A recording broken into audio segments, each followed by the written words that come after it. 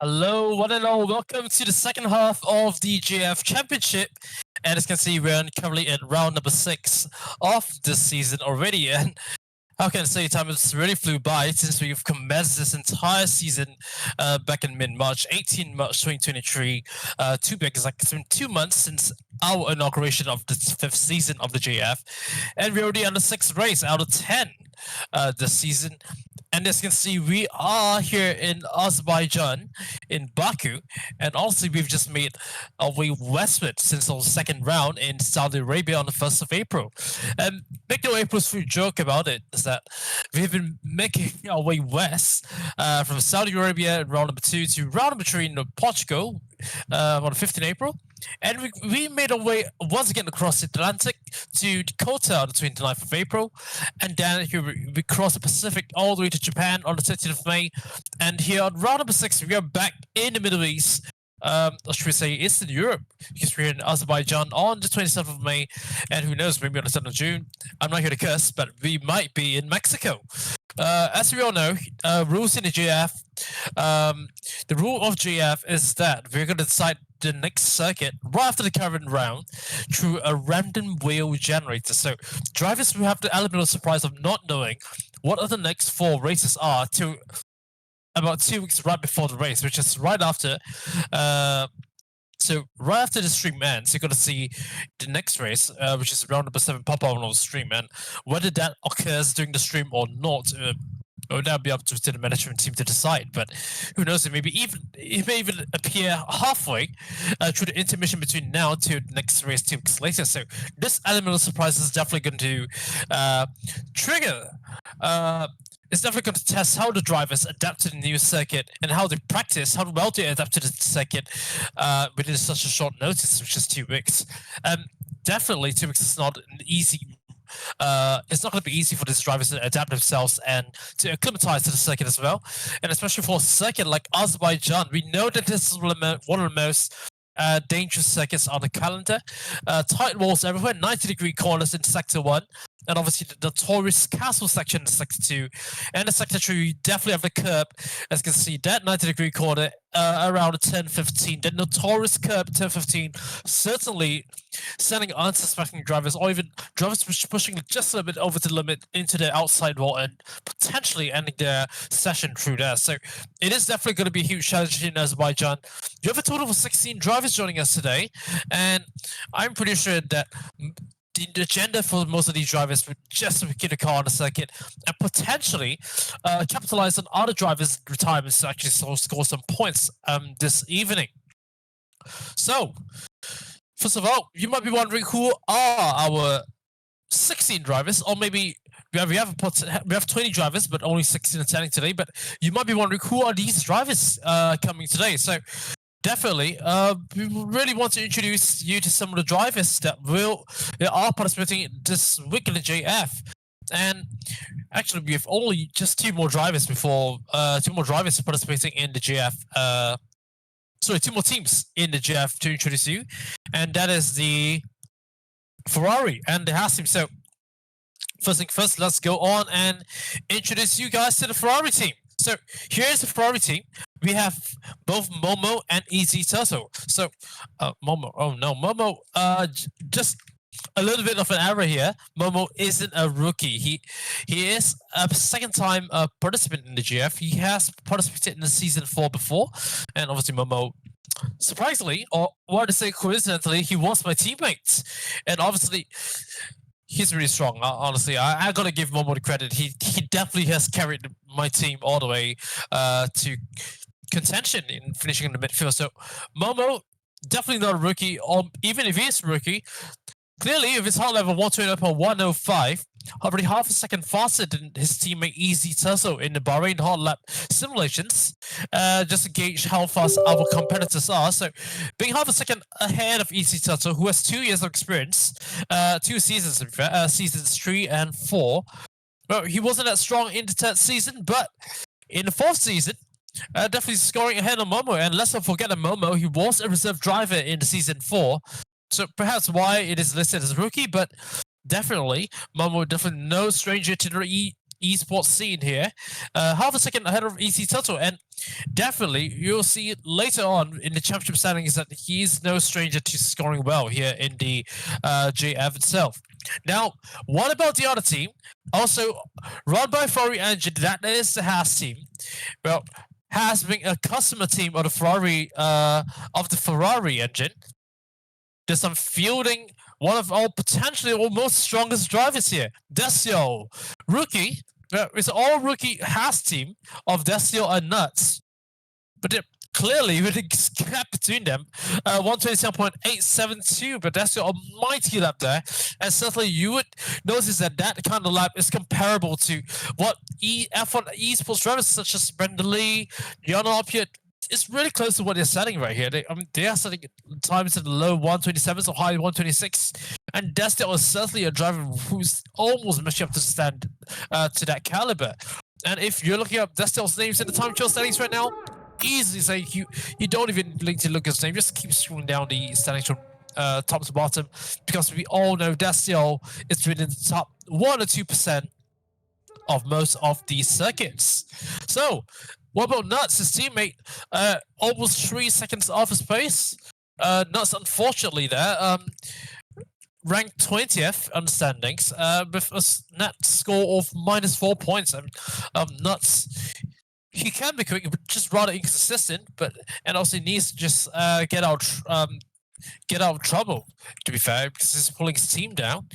Desio, as a matter of fact, he's leading his championship standings by almost 1 win ahead of his closest competitors. So can Haas maintain that lead on top of the standings? We shall see how close are the championship standings right now. So without further ado, let's bring up the current championship standings of both the drivers and the constructors championship. Without any further ado, so here we go. Haas with Nadia 99 points ahead of Aston Martin of 85. So both the Haas and Aston Martin teams class on the field right now, ahead on McLaren in third with just 55 points. So the top two definitely have a huge buffer over McLaren there. So whether Haas or Aston Martin wins the overall constructors champion, we have 5 more races to find out. But we have an extremely tight midfield to bring about here with McLaren 55 points, Alpine with 50, and Red Bull 46. So third place in the constructors, closely contended here. And let's not forget that Williams, Alfa Romeo, AlphaTauri, and Ferrari. Look at that gap there. 31, 30, 29, and 24 points. So 4 teams within 7 points. 4 teams in that 7 points gap, battling out for the midfielder. And who knows, Williams, if Simple actually does another wonder, another Japan wonder there, they're just keeping on the track, he might just propel with his teammate himself up into the upper midfield. So we have a clear and distinct upper and middle midfield right there. But Mercedes with just 10 points, well, Mercedes could be a bit of a dark horse right there, because they have strong drivers as well. Just with the Mercedes team, we have B-Sim and Anik. B-Sim and Anik now, they might not be really strong drivers in terms of pace, but they have definitely the consistency. But it's just a shame that B-Sim will not be attending today, as if both has drivers. So the has drivers that we've just introduced you earlier, unfortunately, they both will not be attending today's race, and that's going to give Aston Martin a huge opportunity to close up that 14-point gap at the top of the constructors table. So Aston Martin with 85 points. Well, with the field of Taku Mensa as well as Mochi. Well, Mochi is not attending as well. It all depends on the reserve, which team the reserve is going to. That's definitely true, a huge span in the equation, because the reserve who's joining us is Neuderen, and we all know Neuderen is definitely a driver who can definitely match up to Desio's pace right in front. So whichever team Neuderen goes to is going to fuel them a huge advantage. So Taco Mensa would definitely hope that Neuderen is going to join his team, because, well, although he's so far back in the Drivers' Championship, Neuderen can definitely do dividends for the constructors as well. Now, in the Drivers' Championship, we know Desio is 103 points, just a whopping 23 points ahead of Techromancer. Now, if Techromancer were to usurp Destiel in the standings, he will need to win this race, and Techromancer knows that this is the best opportunity for him to get past Destiel, considering Destiel's absence. Now, Techromancer is definitely a world of his own right now because his closest competitor right behind him, Kong, is 53 points. That's 27 points behind him, and Kong, well, he has pace, but just getting into some unfortunate incidents, and those ones he just not managed to finish a race, if I'm not mistaken, but he's in 53 points and in close contention with his other competitors in midfield, such as Wayne, SS38, and maybe even Maple in 6th place. Now, we want to talk about a McLaren team whereby both of them have such a strong social cohesion right there. Training there is so cohesive, racing each other, training each other almost every other day, and look where they are in the standings, 6th and 7th on the standings, but in the constructors they are ranked a huge 3rd place in 55 points, leading the entire midfield. So Maple and Magazine in 6th and 7th, we might definitely see them continue this strong teamwork leading into the second half of this championship.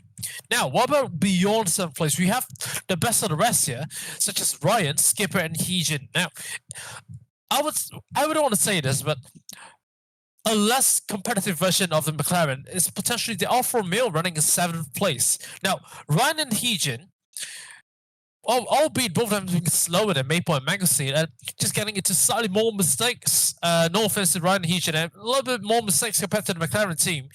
But still, both of them running on the top 10 there. So, both of them with a similar pace, and with a very, very strong social fabric between them. Something that's going to be raising our eyebrows on there for the rest of the other teams. So, can the Alfa Romeo team and McLaren actually give each other some kind of like teamwork, especially in the second here at Baku? Now, moving back to the second map, please. Let's look at the second map of Baku. And there's something I really, really want to raise up in the Baku Street second. And that is the very long straight. That is the very long straight in the first sector. So the very long straight in the first sector is definitely going to it's definitely going to give drivers huge.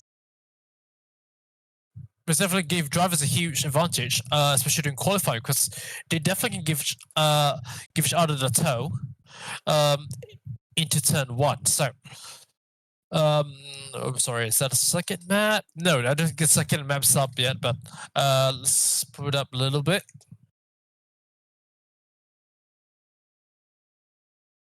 Yeah. So here's the second map of Baku. As you can see, the very long circuit, the very long straight, from turn 16 sector 3 to turn 1 in sector 1.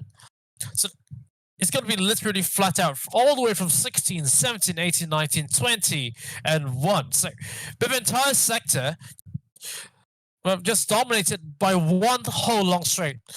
You would be rather certain that the fastest driver on sector 3 is going to be dependent on his team to give him a huge toe, and giving each other the toe could make the difference between making it into the next qualifying session and getting knocked out as well. So it is going to be all the more crucial here.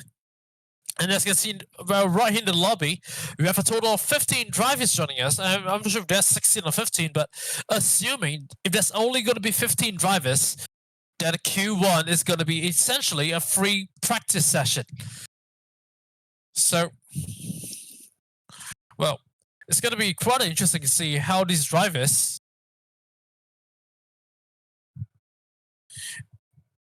it's going to be a rather interesting proposition to see how these drivers are going to handle that. So, meanwhile, drivers just getting ready into the seats. And we should be getting started rather soon. It's 9 p.m.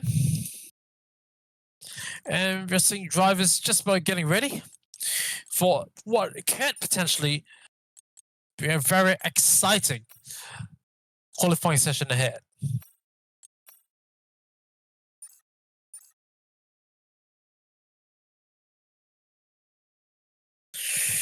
So once again, lobby host is Captain Acacia. So he's also a cameraman to for the 6th race running. He has been our cameraman for this season so far. So give him a little shout out, Captain Cajun, just doing the work for us for the past few races as well as this one. So hats off to him. It's not an easy job setting a lobby and ensuring everything goes smoothly. So definitely got to give him a good show, and hopefully he can continue his hard work for the rest of the season and other seasons to come here in the JAF. So here we go. Just give a green light right there, and driver's just getting ready, and we should be getting started any time from now. So finalized attendance for today is 15 drivers. So Q1, essentially FP1 for the 6th race of the season here in Baku.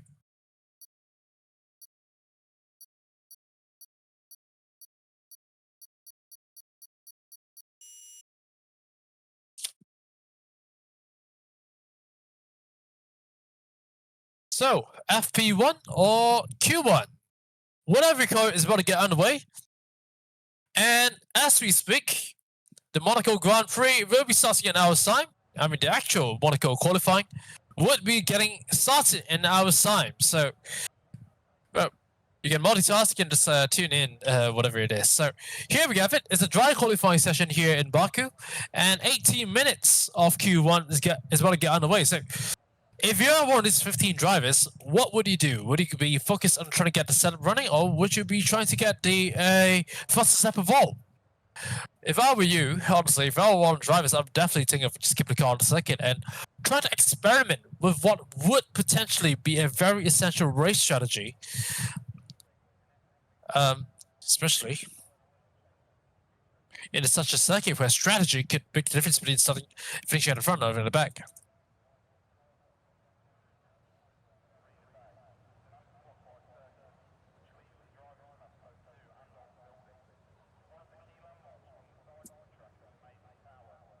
So no drivers come out? That's a little bit odd.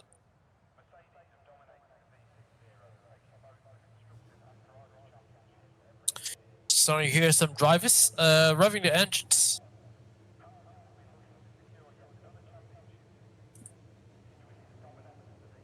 So we're going to see. So which drivers are coming out? Let's have a look at the track map.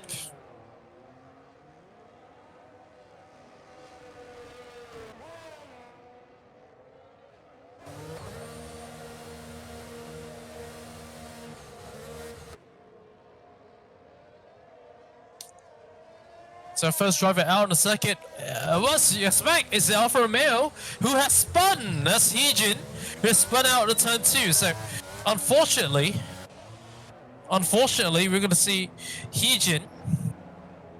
And oh, Robin's retired from the session. Did he crash, or did he? No. Oh, Heejin's disqualified. Heejin's trying to recover himself, but disqualified for going the wrong way. So is that it for Heejin? Is that it? It is it. It is it for Heejin. Game over for qualifying for Heejin. And Ramen as well, is it? Ramen? No, Ramen is out. Terminal damage to Ramen. And Heejin is disqualified from the session for going the wrong way. So what I say about drivers needing to keep the car on the circuit, we don't know. But, well...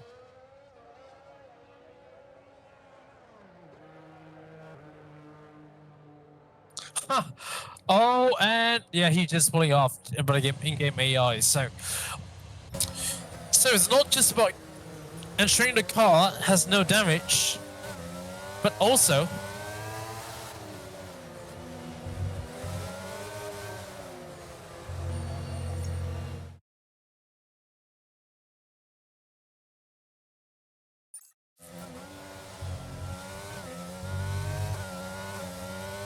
okay, so here we go. So first driver who's setting a hard lap will be Ryan. Let's go on board with Ryan right now. He's just negotiating turn number 2 at this point of time. Really quick there.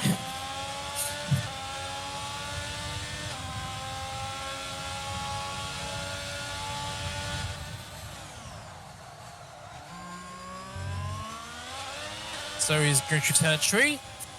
Goes to right of turn number 4. Let's see sector 1 time. We can see is rather conservative. Well, not quite. It's quite quick. That's 36.0 in the first sector. SS38. I'm not sure how's his lap like.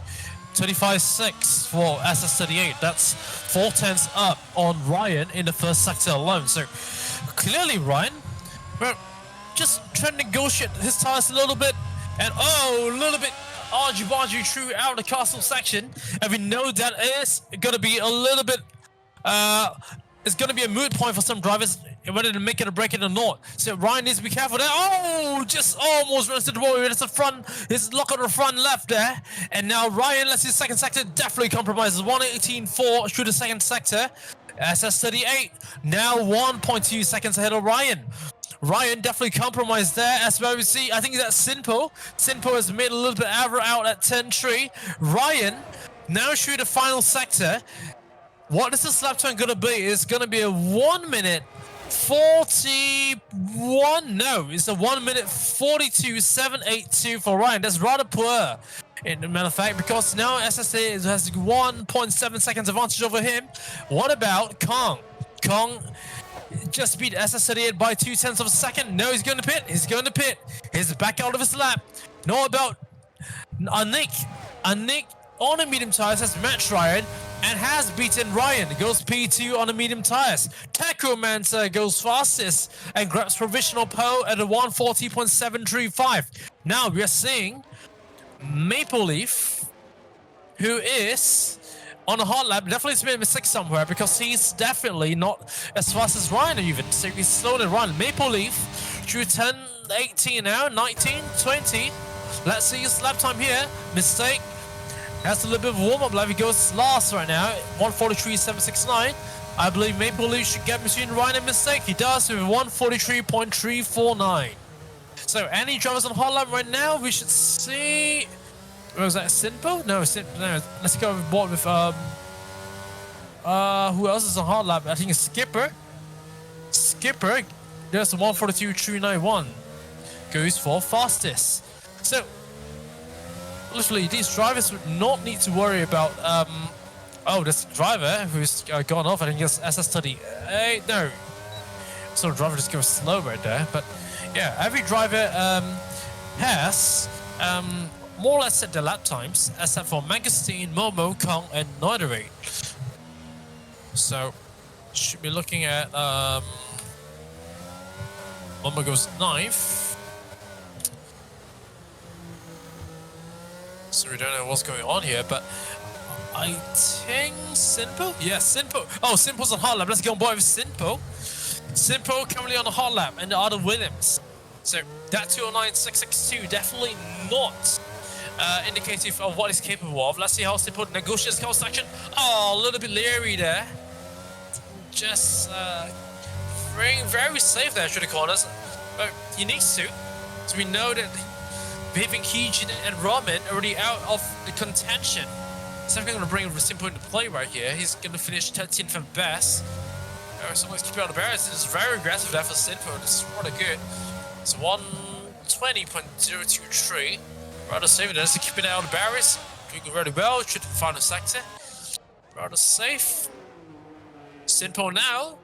These yellow flags going there. I think cars are going slow there. Oh, that's the Alfa Romeo of, I think it's Ryan. Yeah, that's Ryan along the way of Simpo.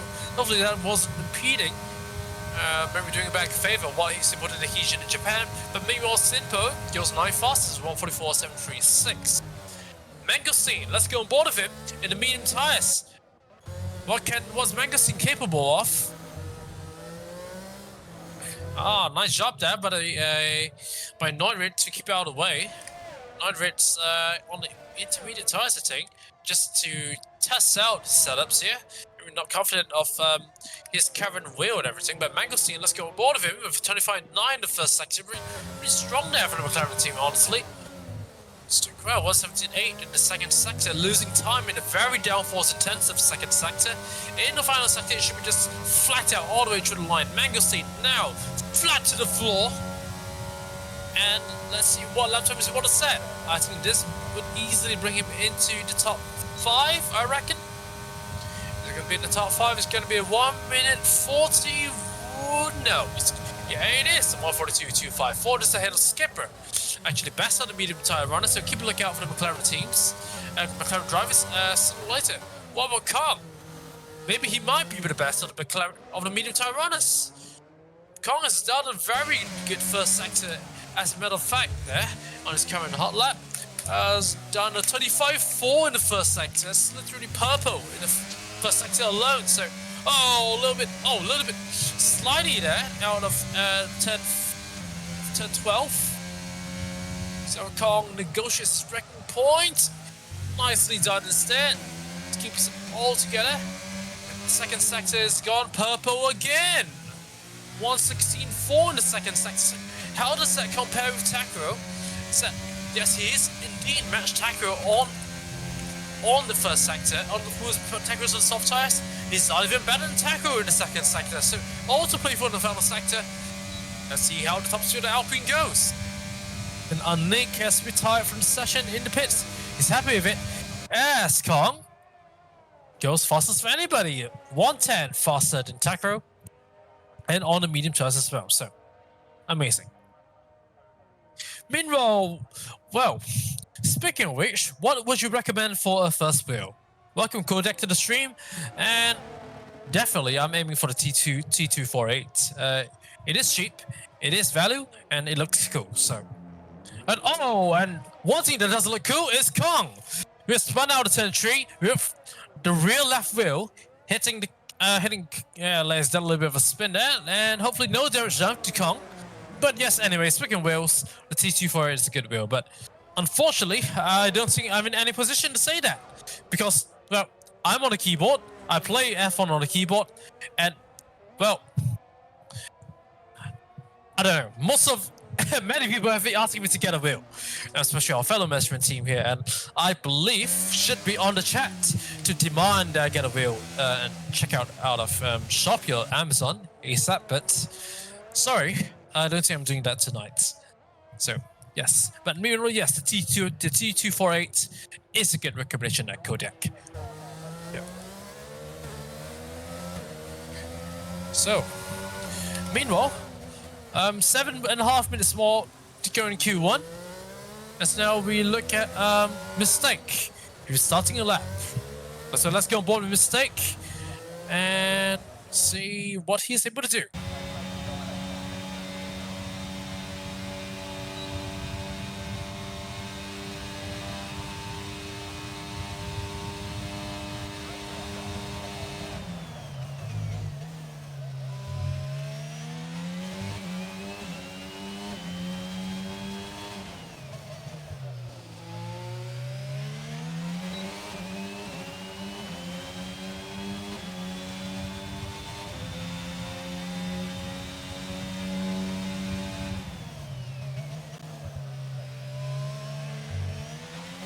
So, here we go. That, sorry for a little short intermission. I think Mistake's just chosen to back out of it, I think. Has he back out of it? No, he's not back out. He's actually continuing. So let's go on board Mistake. He's continuing his lap. He's around 4/10 faster in the first sector alone. Let's see how he's going to fare in the second sector. It's going to be better. I'm not sure it's coming out of the castle section right now. Oh, nicely done indeed. As we see a Red Bull has spun. Is that Wayne? Wayne is stopped. Wayne is stopped at turn 3. Has got a problem there. Wayne is stopped in a second. You can't do that for much longer, guys, because you're going to get disqualified. Wayne, you got to get moving. Oh, he's got moving. He's waiting for McLaren to continue. But, oh, that was also risky from Wayne there. You just stop a car right there. But, I mean, he has good intentions, but that's not a way to do it, I think. Meanwhile, let's get bold a mistake. It's definitely improving there. Wayne, some personal best, sector 1, personal best, sector 2. Let's see what he does in sector 3. How about that? It's going to be a 1 minute 40? No, I think it's back out. It's back out of it. So it's entering the pits and chooses not to continue his lap. So how about Mangosteen, who has led Wayne? Wayne is actually given away to him. So Wayne, oh, he's actually lost time in the first second. Oh, almost hit a wall in the second sector there with Mangosteen. Maxing 210s down in the first sector, and actually not even a personal best second sector. So that lap is gone from Magazine. Definitely needs to come into the pits once again. And I'm pretty sure most of the drivers here would be glad with the lap times here. So Ryan also choosing Coda today with about 4 more minutes remaining here in qualifying. And here's the current standings here. Kong on a medium tires with a 1 minute 40.607. Techromancer with 140.735 in second place, 1.5 tenths behind. 4 tenths back is Wayne Boopy Doopy, 141.032. Slightly in front of Shahir's with 141.051. Half a second behind is Momo, whom I really expected to do better than that, about 141.547. Or is that typical Ferrari sandbagging? We have no idea. Mangosteen with 142.254. Skipper, 42.391. Nate Ryan make up 6, 7, 8, and 9th. Maple Leaf, Sinpo. Maple Leaf mistake in the 143, Sinpo 144. Noiderate on the intermediate side 147. So that was clearly a test lap. But clearly we are seeing a huge distinction in Q1. But let's not forget that some of these drivers might be running different fuel loads because effectively this is a free practice session for these drivers.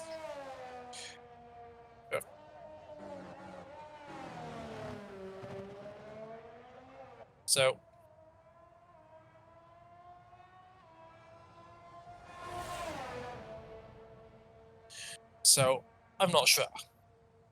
I'm not sure whether it's definitely going to be a free practice session or clearly sandbag. But I really don't think that Maple Leaf and Modric should be that far down on the order.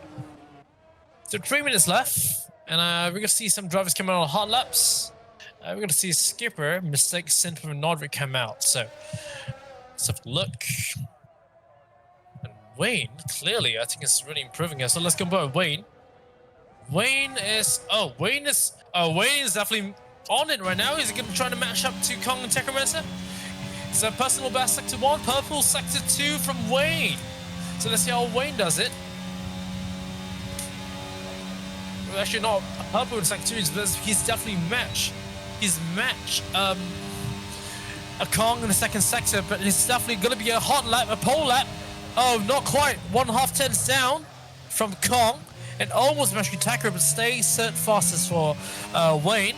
He'll have one more run towards the end with just 2.5 minutes remaining. So now mistake on the soft tires. He has lots of room ahead of him. So let's go on board for a proper lap of mistake as we see how much can improve on this current occasion.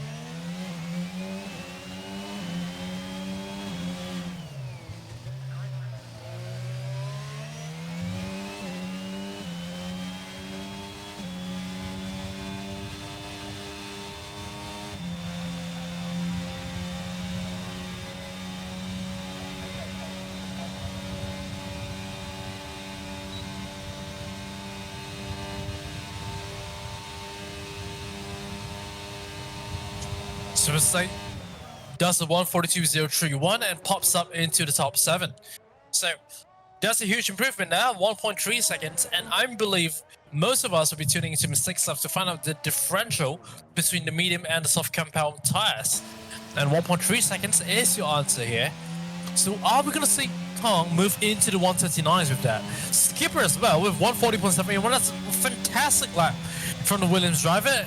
And he should himself in contention for pole with that, unless Taco Mansa risking the sandbag here. Taco Mansa actually going purple here, even though the checkered flag is out now. The 35-2 in the first sector. No one has done the 35-2 so far in the second sector. SS30 Shahir is also on a hot lap, who is... No, Shahir's lost time. Let's go with Taco. How's Taco going to negotiate 10-15? Oh, almost runs into the ball there. And it is the only driver to run into the low 116s now. He's 2 tenths up in his previous run. Now Taco Mansa just has to run it all the way to the line. Taco Mansa, are we going to see him usurp Kong right in the front of the field? You're going to find it in just about 10 more seconds. Let's just see. Is it going to be a 136? No. 137? No. 138? No. 139? No. 140.423, ladies and gentlemen. 2 tenths faster than Kong. What about Mistake right behind? No, that's an in lap. But that is it for qualifying. All drivers completing the hard laps, and it's going to be Taco Mansa taking not provisional pole, but leading free practice 1, or rather say Q1. But that's a statement to be set. And it is definitely going to be a psychological kind of element involved here. Leading the field in the first qualifying session. If he's going to carry the momentum all the way through, Taco Mansa has a real chance of usurping Destil by the end of tonight. So here's qualifying results. Taco Mansa, Kong, and Wayne Whoopie Doopie, the top 3 so far. Skipper in 4th with 147.81. S. Shahir in 5th. Momo in 6th. Mistake in 7th. Magazine 8th. A naked 9th. Ryan, always with an elusive P10 right there. And Maple Leaf, Simple, and Nodrit, only of 3 in not the top 10, but all 3 drivers. Not the top 10 Pacific in the Q2. Heejin and Ramen, well, they will not take any further part in this session, this qualifying session. Heejin has been disqualified to going in-game stewards, going the wrong way. And I'm afraid there's nothing we can do about that. It's just EA things. But Ramen losing it on this outlap there. So Ramen having a very premature ending to qualifying this evening. But here it is, our results here. Are we going to see any improvements on medium compound runners from the likes of Kong, Skipper, Mangosteen, and Nick? And if yes, how much? And also our great black horse right here would be Noidrit, who's on the intermediate tires. And, well, 6 off pace, that isn't much, considering that it is a completely dry circuit. So, what are we going to see in Q2? Big question mark, but everybody, a big exclamation mark by the end as well. Q2 is just about to get started.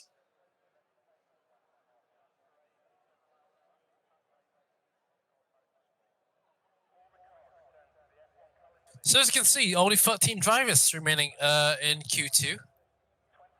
Heejin and Robin, unfortunately, not taking any further part in qualifying this evening. So a shame, honestly.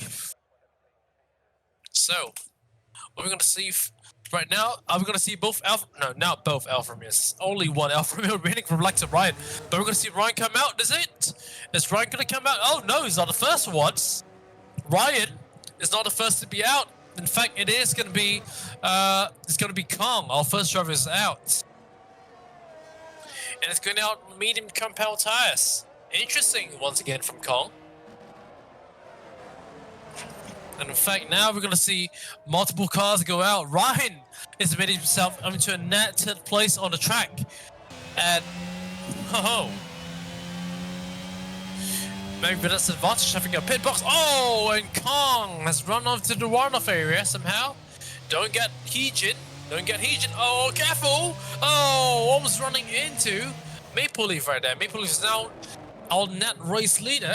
Or rather, should I say net track position leader currently, and there's going to be a race going on between Maple Leaf, Ryan, and Kong here. Look at that! I'm going to see Kong go down inside now. Maple Leaf continues leading his way into the castle section, followed by Kong and Ryan.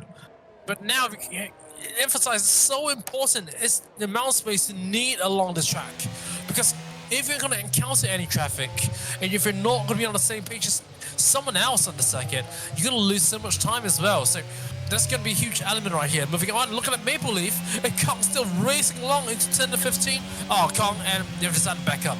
Maple Leaf will now set our benchmark lap time. Moving forward, I can see the drivers behind warming up the tires. Maple Leaf shall start his lap pretty shortly. So now let's go on board with Maple Leaf. We will be starting his lap, and let's go on board with him. Without any further ado, let's go on board with Maple Leaf for this hard lap.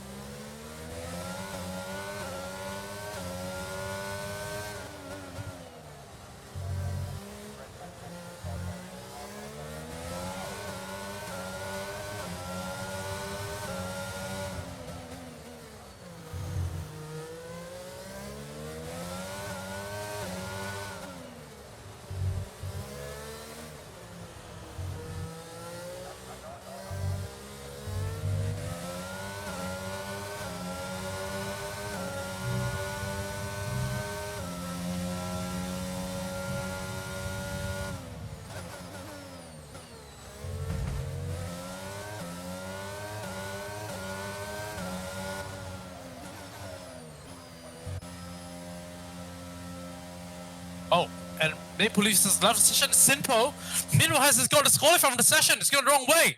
Sinpo is disqualified. Oh, so Maple Leaf is back in the pits somehow. The game has put him back in the pits, and that's sorry, our lap of Maple Leaf is gone. But meanwhile, let's go on board with all the drivers. So it's conflicting lap times. That's going to be Kong, first driver to complete the lap. Kong has the bench for lap time 141.373. What about Ryan behind? Ryan is going to go faster? No, 142.514. Wayne Boopity goes second class soft compound tires. Taco Mesa definitely going to go P1. He goes P1, 141.062. Robot Mangosteen, right behind Mangosteen. Oh, this entered the bank pits again. So what about next driver, the SS38? Shahir, with 162, is certainly going to go faster. He is going to go faster. It's 140.421. Fantastic lap there. Mistake. Is he going to repeat that?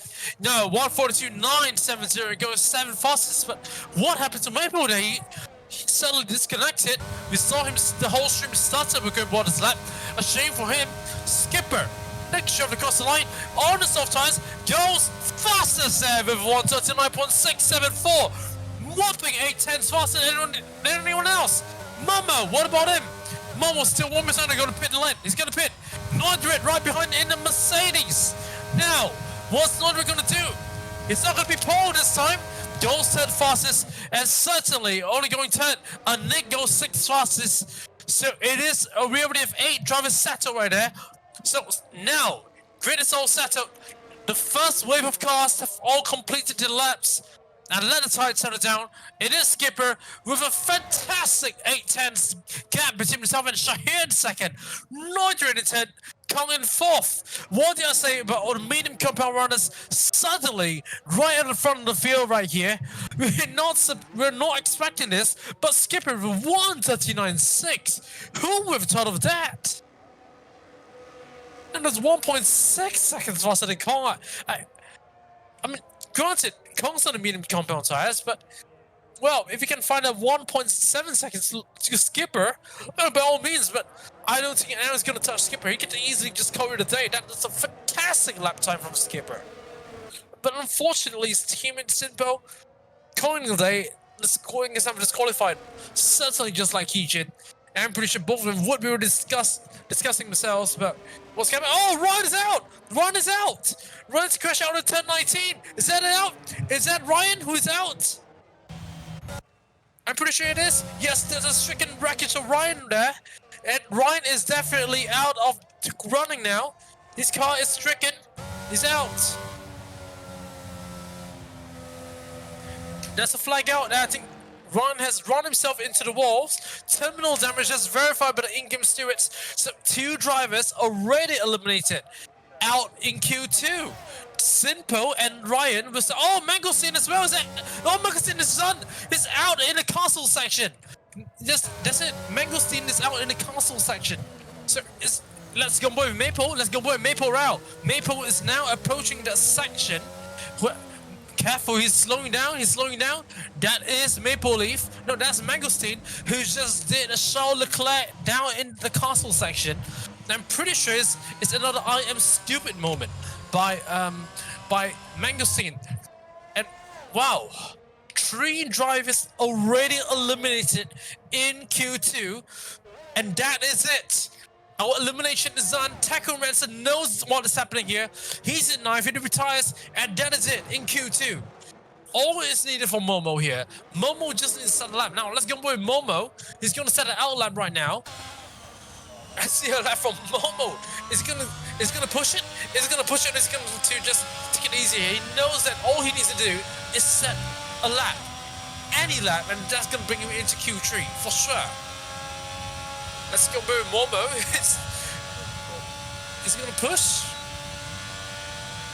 Doesn't appear like he's pushing. 340. He has a bit of fuel in his car. 3 laps of fuel remaining, and well, it doesn't look like he's pushing. He's taking very slow and easy. He knows the situation. Simple says Sue. Yes, he's sued out of qualifying right now, and the spectators are gonna watch from the stands right here. In Long Heejin. I'm pretty sure both Simple and Heejin would be discussing about how the in-game stewards have decided they've went the wrong way and deserve to be disqualified. But unfortunately, our in-house steward, I don't think they can do anything about that. That's just takes when you go into the runoff area here in the F1 22. Now, hopefully, they resolve this in the F1 23, but I don't think that's likely. Well, it's a shame for Simple and Heejin. I'm not sure whether they reverse out the runoff area or did they choose to do a donut.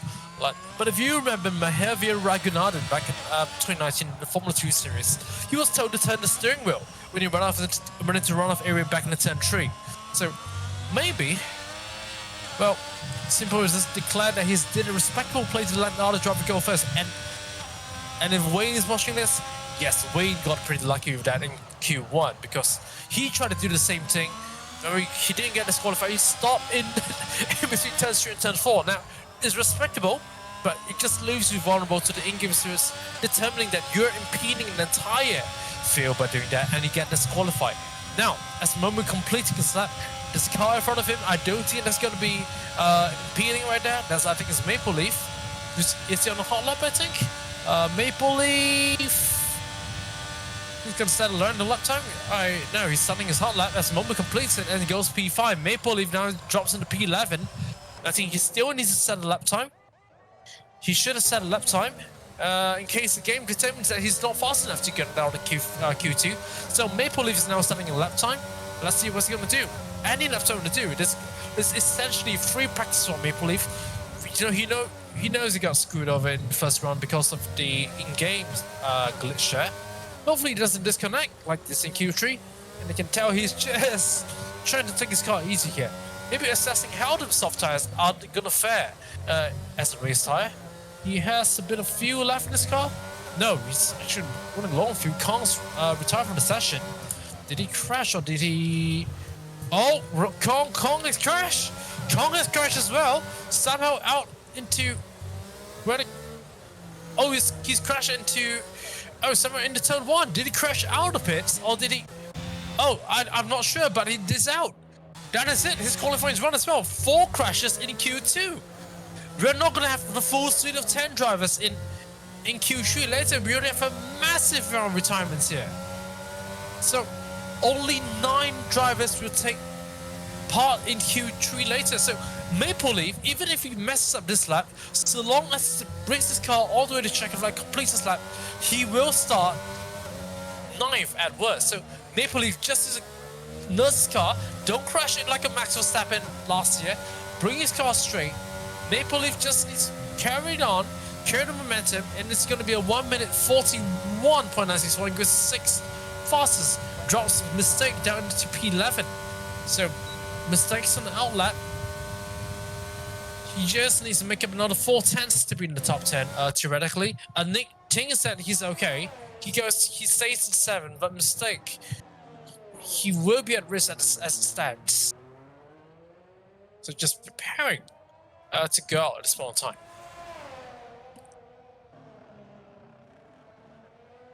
So let's go by a mistake. Guess it's going to start his hot lap.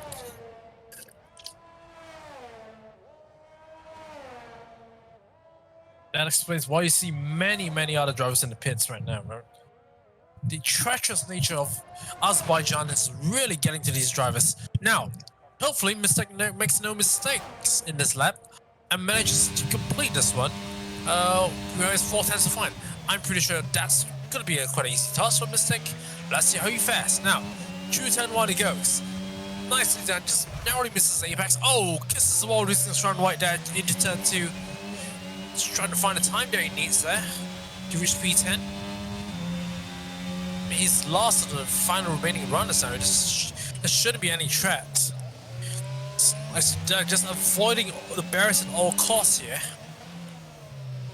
Misses Apex again, turn number 4. We all know it's all for safety's sake. So he so improves, already 3 tenths up in sector 1. So certainly should be able to get past Ryan if he can find another 2 tenths in the remaining 2 sectors. Oh, misses it. Misses Apex there, but slowly fast out there for mistake. Negotiates the castle section. Ah, nicely done indeed. As if we're going to find time right here. Just taking very wide lines here. Definitely should be able to find some time. No mistake. Fixes breaking point. Turn 15. Oh, Clouds curves a little bit. Fortunate not to be able to, not going to be sent into the wall. Now, already 4.5 tenths up. Just needs to get another personal best in sector 3, but it's going to be close between himself and Ryan. This will be his final run. Let's go in front of him. That's his fellow teammate. That is going to be SS38. Who's going to be giving him the toe. This is teamwork. This teamwork is going to play a part right here. And look at the toe he's giving here. It's going really quick there. Then he does improve all the way to P8. Fantastic teamwork for the AlphaTauri team, and certainly I'm pretty sure they've heard our commentary here in the pre-qualifying show, because that amount of tow that Shahir has provided a mistake has propelled him all the way up. 2 tenths in the red. That was crucial there by Shahir to bring his teammate to have both AlphaTauris up into the top 10. Now Shahir, he knows that he's out just for the purpose of giving his teammate a little toe here. He has no intention of sending in hot laps. Now that's why you're going to see both AlphaTauris just so narrow. They're so close to each other on the track. Now, but Anik trying to send a hot lap here. Anik clearly appears to be pushing. Let's go both Anik. He wants to practice one final time before enters Q3. But that's the risk of doing so, ladies and gentlemen. You're going to run the risk of running car into the wall and resulting yourself not being able to commence Q3 in the first place. But Nick is already 3 tenths up on his previous attempt. Now let's talk about Nick right here. He has a time trial best time of a 141.2, and clearly he's already 4 tenths up in the first sector. Now I'm not sure if it is track evolution or he's really on it this time, and he's going to send a message to the rest of his competitors right here. But clearly really pushing it here, Nick. All eyes on him, the Mercedes car right now, as he crosses turns 13 and 14. Picks his spring point to 15. Nicely done indeed. Almost crossed the wall. That is taxable there from Nick, and it's done in 168. He's already 8.5 tenths up in sector 2. This is mighty from Nick. He might even better his time trial time. This is going to be a huge dive from Nick. Let's go on board with him. I mean, he's definitely hoping this is going to be a Q3 time here Is he going to beat Moment? He's going to beat Moment in P5, I think. He's going to slide into a huge gap. What lap time is going to be? It's going to be a 1 minute 41.359 goes P5 indeed. Just closes up the gap to Neudred. But that is it for Q2. Here's the results. Skipper with a fantastic lap of 129.674. Wayne with a 114.0. 3 tenths behind the soft tires. Shahir with a 114.4. Neudred in P4 with a 140.7. Then you have a closely battled midfield of Neudred and Nick and the rest to complete whoever is going into Q3. Now, Tachomancer is listed as not being able to commence Q3 as well. Oh, he's crashed. Oh, I didn't know that. He's crashed as well. So that is it. That is it there for 5 drivers. We have 5 drivers who got eliminated in Q2 as well. So we will only have 8 drivers who will be taking any further part in qualifying. Oh. Quoting Daniel Ricciardo, well done, Baku. It is indeed well done, Baku, right here. Only 8 drivers will take any part in Q3. And I believe this is the first for this season of the JAF. What a way to start the second half of this season. So, as you can see, the sun has went further down into the horizon. It is nearing 6 p.m. local time, I think, or just a little guess right there. But it's nearing sunset here. The sun is definitely going to get in the driver's eyes, and I'm pretty sure that's going to be a crucial factor when they approach the castle section. But it is Q3 right now. 8 drivers duking it out. We have both Mercedes, both AlphaTauris, 1 McLaren, 1 Red Bull, 1 Ferrari, and 1 Williams, who will be taking part in this part of qualifying. Now, any one of these 8 drivers will have a shot at pole, and these drivers are wasting no time in getting out. First driver out, it is going to be Skipper. And here's our previous posted back in Q2. So, with that margin of 3 tenths above ahead of Wayne Boopy Doopy, I'm pretty sure he's the best driver to get pole right now. And let's not forget, he set that lap time pretty early on in the qualifying session. So he doesn't even need that track evolution. He can just go out, set that lap time, and just get on with it. This power of Skipper right here is really, really quick here. I'm pretty sure Williams, who has not won any races so far this season, or even last season in the JF, we have not seen either. Who was in Williams last season? Let me recall. It was Easy Turtle and Maple Leaf. Easy Turtle and Maple Leaf have not won any races last year as well. So, as well, let's not forget Simpo in season 3. So we might potentially see Skipper being our first pole sitter in JF in quite a long while. So what can Skipper do for Williams? Let's go on board with him. And now he will be setting our benchmark lap time for this part. So without further ado, let's go on board with Skipper, who'll be starting a hot lap here in Baku.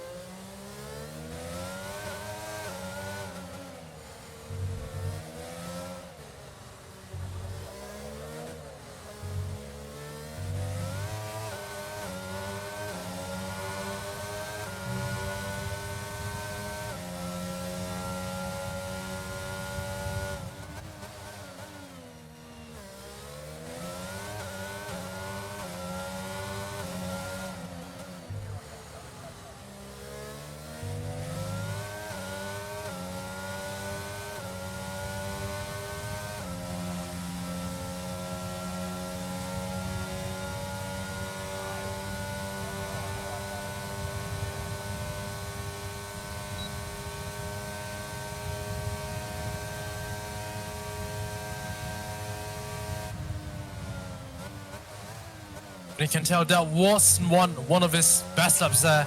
A very mistake laden lap, sitting in 140.765. Definitely, we're going to see drivers better there. Let's see who's going to better that. Is it going to Maple? No, Maple goes 140.911. Nick goes 141.4 behind. Wayne, who's actually matched Skipper this time. Skipper's in real trouble now. He's going to be... No, Wayne goes second. Only second fastest, but not right now goes fastest. Half a second up for Skipper. Clearly a Mercedes setback there.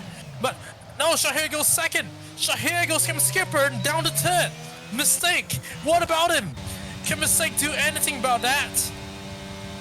Pretty sure he can, but no, he has no toe. Mistake not getting toe from his teammate here. His teammate says, no, you can on your own right now. And Mistake is now 7 tenths behind the pack with 142.188. Now, but Skipper with a 140.765. What happened to Skipper? I certainly was expecting his time to be better, but oh no, this is not a lap time we're expecting to see from Skipper. He's already 1 second slower compared to his previous attempt. Back in the in the qualifying session, so pretty disappointing there for Skipper. So, are we going to see any lap time occur? Any drivers going for a second run? We're not sure. No, not quite. They're going to bail into the pits again. Skipper goes to the pits. What about any drivers going to second runs? Let's have a look. No, Momo. No, Momo's pitting. Pitting? Oh, this is late for Momo. What about Anik? Anik pits. Maple? Maple also pitting. Wayne also pitting. Neudrit.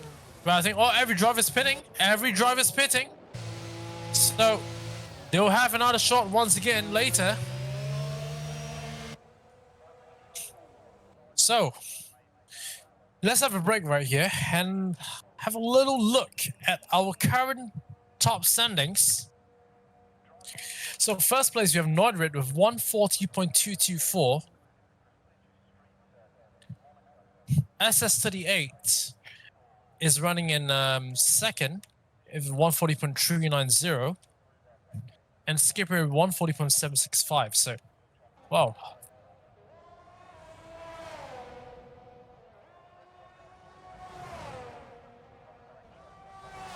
What can I say?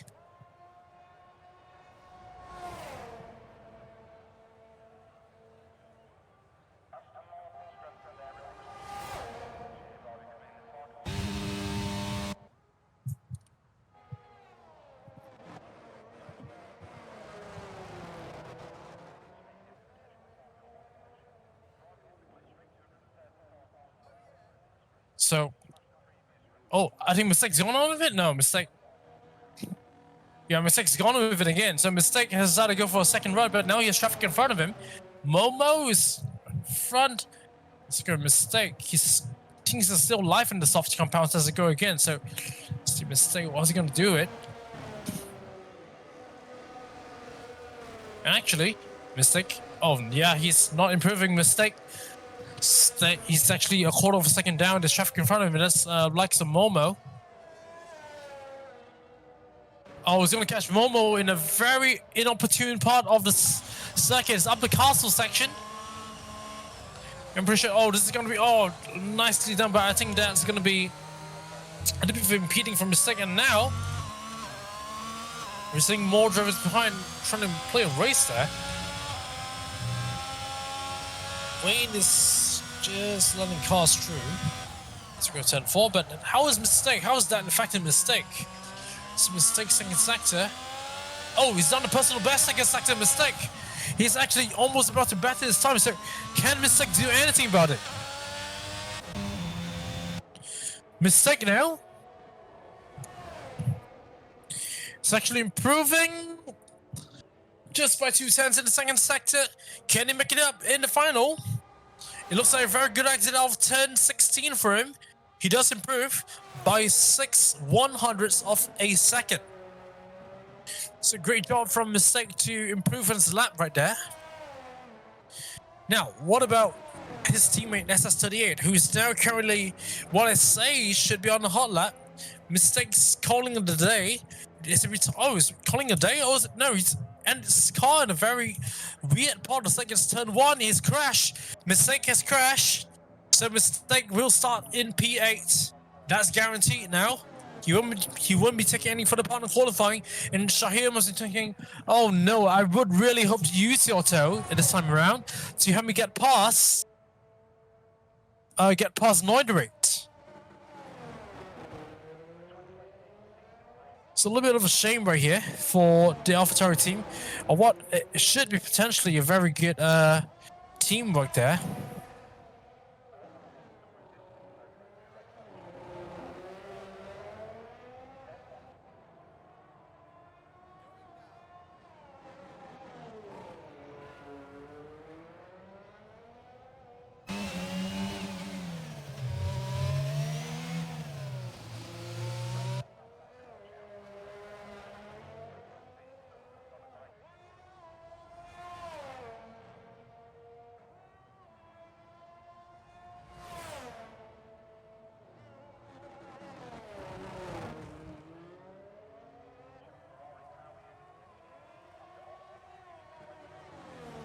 So here we go. Shahir still on the hot lap. He's trying to improve. Shahir just 18 milliseconds off.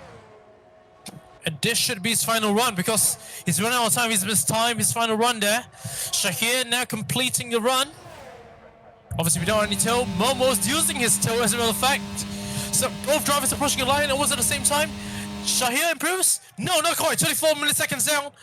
And oh, he crashes and just calls it a day. He has a confusion second. Momo does not improve as well. What about Wayne? Wayne completing his lap.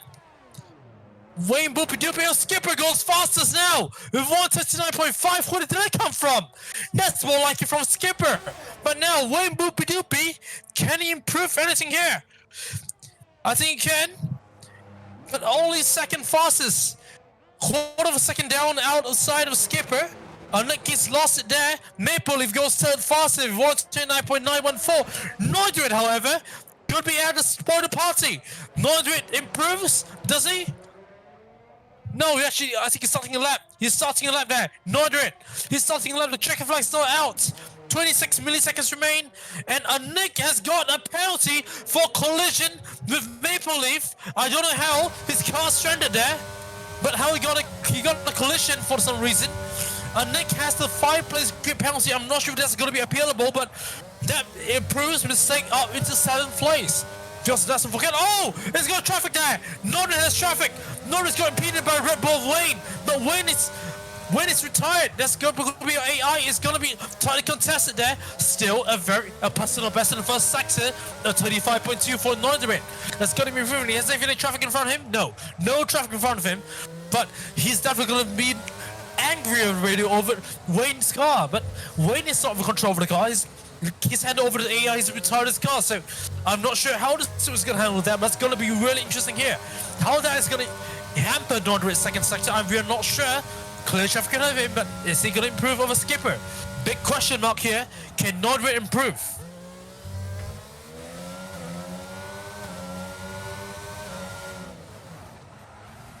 He can. So he's already 4.5 tenths up on Skipper.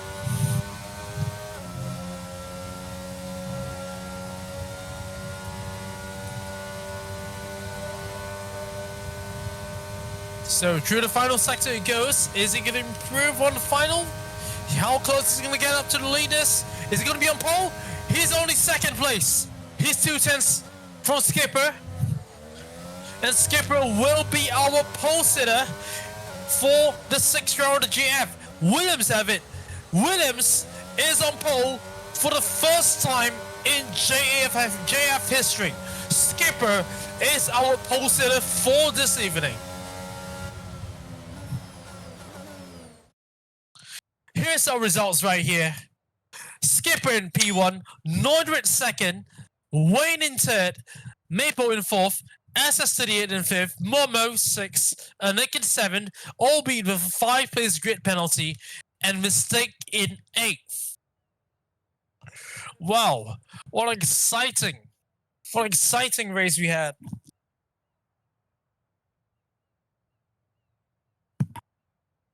And I'm pretty sure this is gonna bode well for our race later. Now, who's gonna take it? Who's gonna win the race later? We definitely will have to find out. But for now, stay tuned as we go for a 5-minute break, and we'll see you shortly. Don't go anywhere, ladies and gentlemen.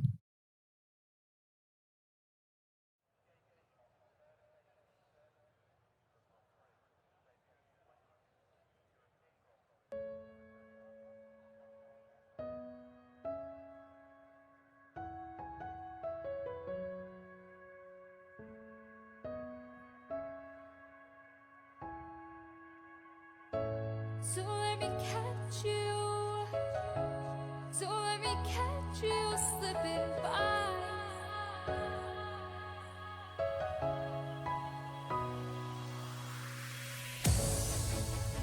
Why do I get myself? Why do I get myself caught up in these lonely nights? Oh, why? Why do I get myself? Why do I get myself caught up in these lonely nights?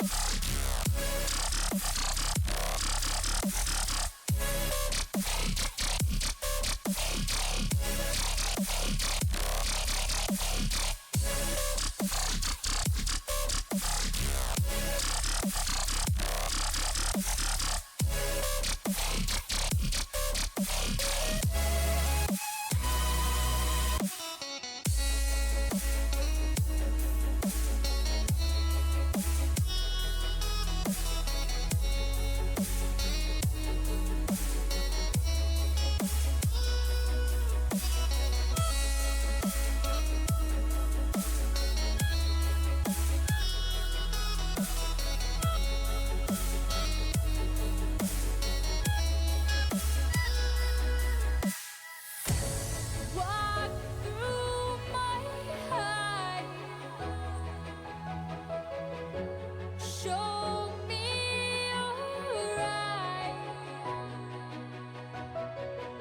'Cause all along I knew I was doing the wrong thing by giving you my time.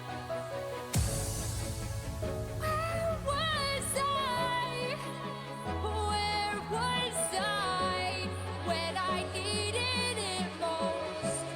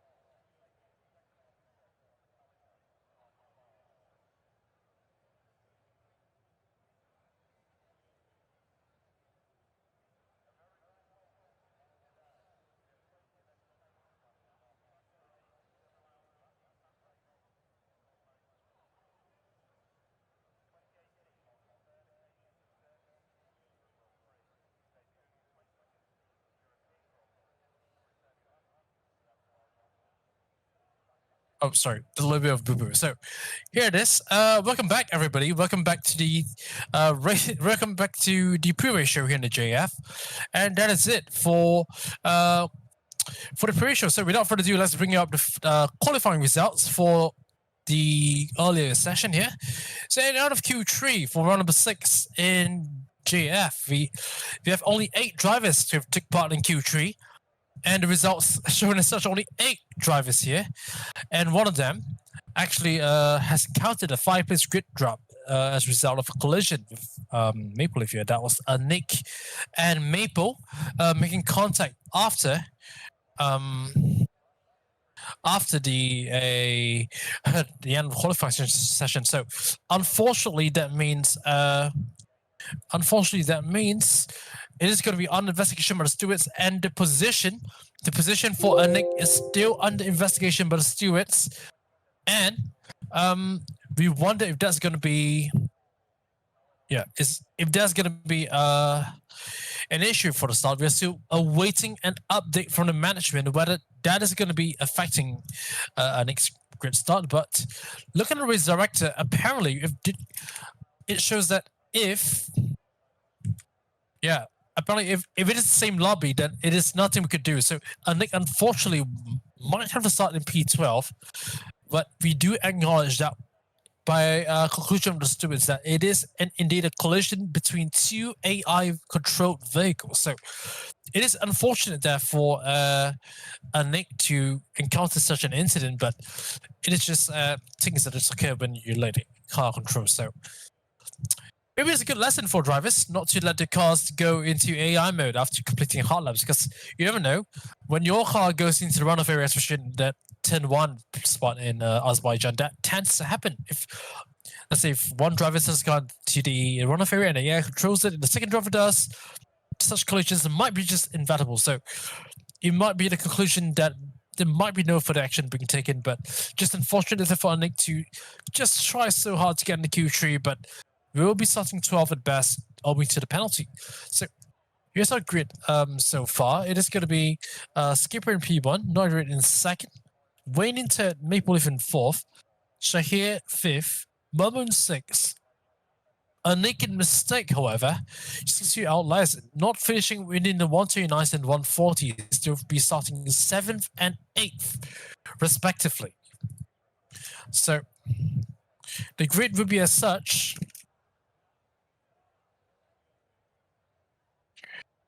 Sinpo will be in 14th and Ramen in 15th. So kind of really interesting grid we are set up for right today. And current time is 10:05 in Singapore time. So drivers just got to get ready. But we don't anything for now. We're now it is quite an interesting circuit here in Azerbaijan, and we had seen our fair share of crashes. Let's not forget in Q2 we've seen 5 drivers run themselves into the wall. 4 drivers run themselves into the wall, and Sinpo as well getting disqualified for trying to recover his car and going the wrong way. And just shame for Sinpo not to get any further part in qualifying, because we know that for both qualifying 1 and 2, all you need to do to get yourself into the next round of qualifying is to just complete a lap. Any lap will do, because you only need 15 and 10 drivers to advance to the next qualifying session respectively. So honestly, if any driver were to set the times even on the wet tires here, so long as they keep a car out of the wall, they will be able to progress into Q3 purely on wet tires. That shows you how dangerous the Azerbaijan circuit is. And to further illustrate that, let's bring you a hot lap by one of our drivers, who is Skipper. I mean, Skipper, he was on a Q3 hot lap, and I think there's one hot lap from Skipper which is worth viewing. So let's bring you the onboards from Skipper and bring you the hot lap where he brings you a lap across Azerbaijan.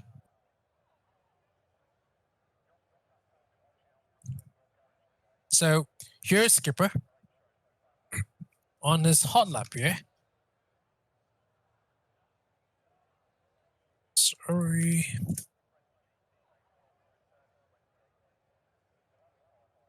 So Skipper's hot lap of 1 minute 40.6. Sorry, 675. So that hot lap we're looking at, compared to his 129.6, that's whole second slower compared to his best hot lap. So clearly, I believe that 1 minute 40 lap from Skipper in Q3 is something worth discussing, because it shows himself not being at his best, clearly under immense pressure from his pose in Q2. So the psychological element about racing in the streets again, such as Azerbaijan, is definitely gotten Skipper there. We can tell by the multiple mistakes he made during his hot lap, and just not being on form throughout this lap. So let's go with Skipper right now.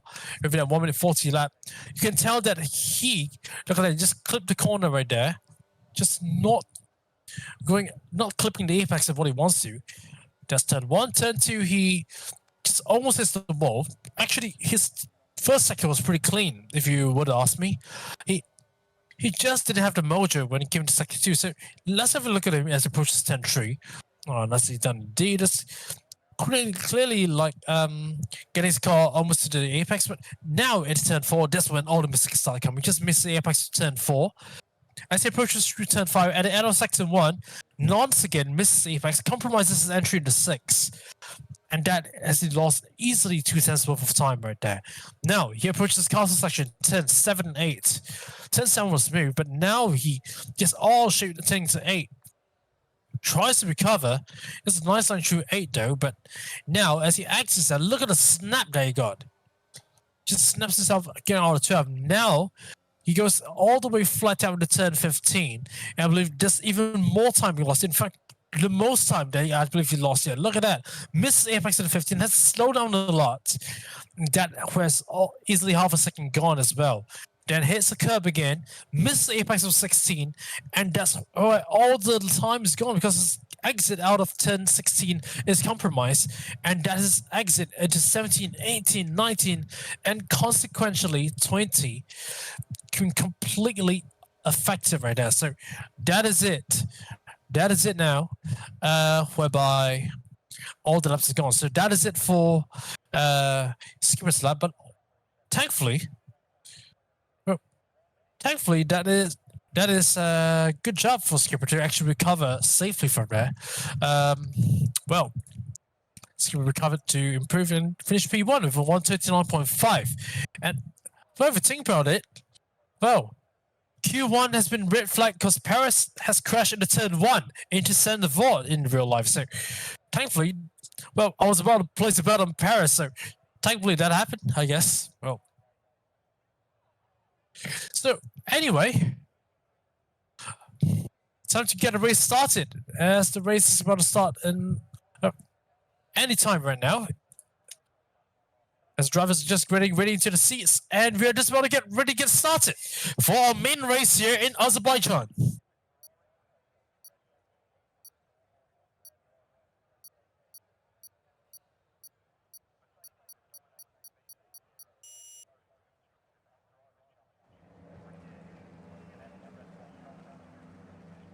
So, once again, for the uninitiated, there are formation laps here.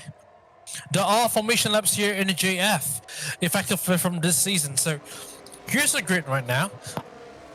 Let's get reminded again. Skipper will start in P1, Neudrit in 2nd, Wayne in 3rd, Maple in 4th, Shahir in 5th, and one of our cars is qualified. I'm trying to make contact there. He just joined, but Mistake and Kong, I believe, have to make contact with each other and got disqualified. So I'm not sure if the stewards will be taking a dim view about that, but rightfully, the rules say that you should be completing the formation lap safely without any incidents. So I'm not sure if our in-house steward will be looking at the disqualifications from the formation lap for Mistake and Kong. And let's not forget, in Japan, our previous race, that for the disqualified drivers for formation lap, they were not allowed to continue and take further part in the race. So this could be a potential red flag, ladies and gentlemen. Keep in tune, but hopefully they might be just able to continue. But now, 13 drivers remain in the running for the formation lap. But knowing EA and how this happens, this might spell further disaster for our lobby right here. So hopefully nothing happens, and hopefully both Visek and Kong would be able to start the race as planned. But meanwhile, looking at Skipper, Just going through turns 13 and 14 right now. Already 2/3 his way across the track. But the rest of the field, honestly, you're looking at Noiderate, is what way behind. What way behind Skipper, to be fair. So I'm not sure if it is part of a strategy to run Skipper's tires down. Now, Skipper's something on the medium tires. I'm not sure about the rest, but now, if you're starting on anything other than the soft compound tires, if you're going to sit on the grid for a long period of time, that's going to cool down tires, and you're not going to bring your tires up to temperature. And now, if you do remember, Lewis Hamilton. If you remember Lewis Hamilton back in the 2022 race, was it 2021? Sorry, the 2021 race, yes.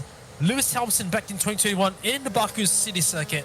During the second safety car restart, he ran straight into the runoff area in turn 1. So Skipper needs to be careful not to pull over Lewis Hamilton that year if he wants to stay in the running for P1. So the question now is, can Skipper's now our official first posted for Williams in the JAF, can he convert this pole into a win? Just about to find out in just about an hour's time. Multiple drivers getting disqualified from the session here. That's a great lines up and just about to continue. But now the lights are about to go out. 5 lights. And now we go racing here in Azerbaijan. Lights out and away we go. Fantastic stuff from Shahir. Look at this already all the way alongside Maple Leaf overturn place. Skipper holds the lead. Nordred stays second. And now we have Iron Said through turn 1. That's nicely done indeed. How about turn 2? Is it smooth? We're seeing all for this right on with Miss Sixon. Miss Sixon retired the session. And there's contact done. Car's been ghosted by Miss Sixon out of the session. It is in a 5-second pause with Mangle scene. The microphone for closure with Simple's on the dive. But the Mangle scene, well, Simple's got advantage. And Maple Leaf was retired for the session as well. Maple Leaf ahead has collided with someone. Cars everywhere. Look at that tackle. Messes collided. More cars crashing. Drama at the start here in Azerbaijan. We have 1, 2, 3, 4, 5, 6, 7 cars crash out here. And is it going to be a red flag? It is going to be a red flag. The lobby will restart. And it's a disaster here in Azerbaijan. Cars running everywhere, and that's it. The lobby will restart. It is an official red flag. Wow. So the lobby will once again restart. We'll keep it posted on when will this commence again. And Zucati says, welcome to Do It For The Clips. Essentially, well done, Baku. Well done, Baku, ladies and gentlemen. That is the most dramatic Azerbaijan Grand Prix restart you'll ever see. And hopefully that doesn't carry on into the next part of the race. So if you're taking open lobbies from that, not to worry, it would happen. But the lobby is being created right now, just waiting for the invites to be sent out and for the drivers to populate the lobby right now. So, in case any of you league runners are watching the stream, these are our league race settings. I mean, our race settings for the league for every race. So, to run you through once again, you can just have a look at how do we can structure, how the race settings are like for our JF races, in case you're willing to take some ideas. 50% race with full qualifying, no practice done. Those are all settings for the JF. Strict corner cutting rules, of course, and increased safety car, immersive pit stop, and safety car experience as well. So drivers will need to get themselves acquainted with the safety car, as well as the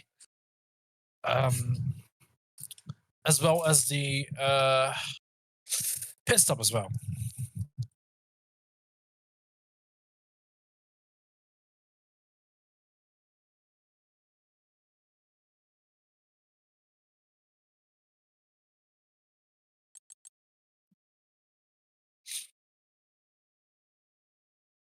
Take a breath, everybody. I believe you have to take more breaths towards the end of the on the session later.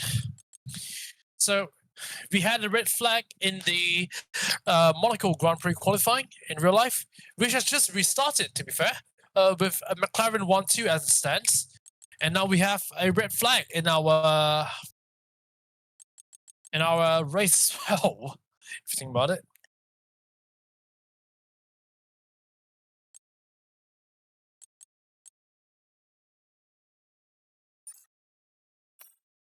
So, oh.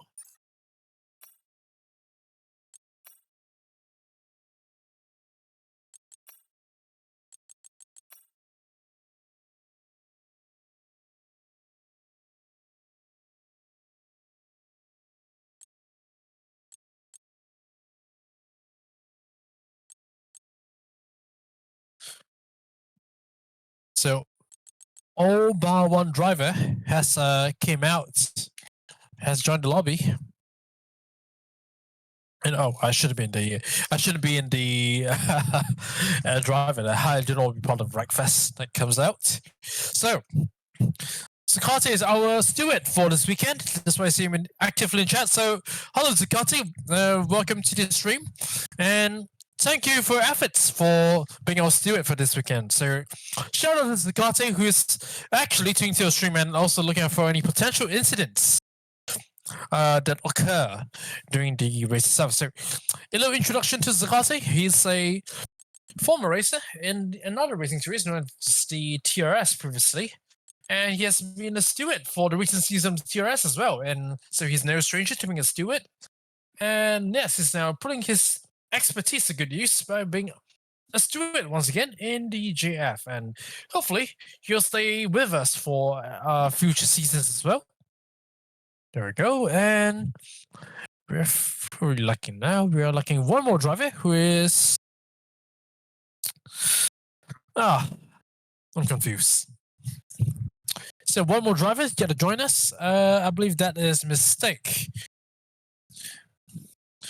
Mistake has yet to join the lobby again.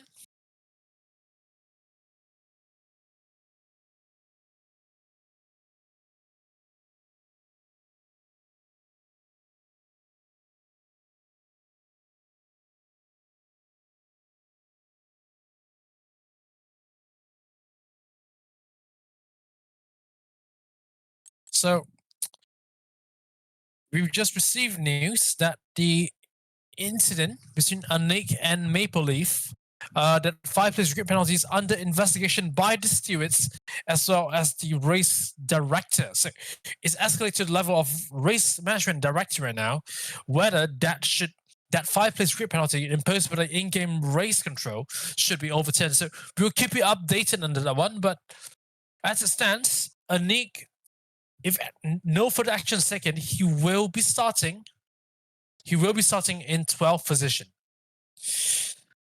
I mean, as a competitor myself, I'm really hoping that decision is overturned, because definitely when it comes to the AI, you have really no control. You have no control of what happens, what AI does to you. So, really hoping hard that that gets overturned.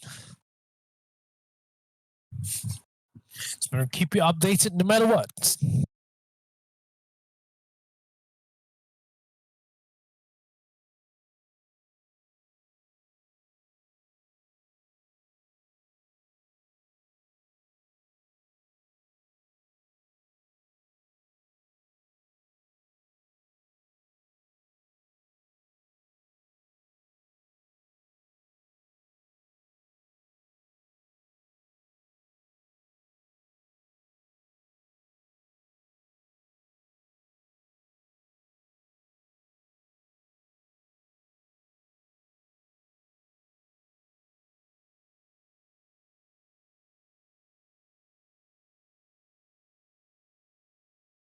So all 15 drivers have joined.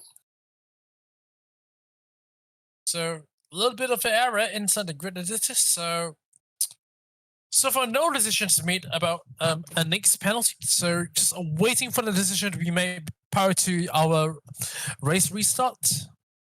So once again, we keep you updated.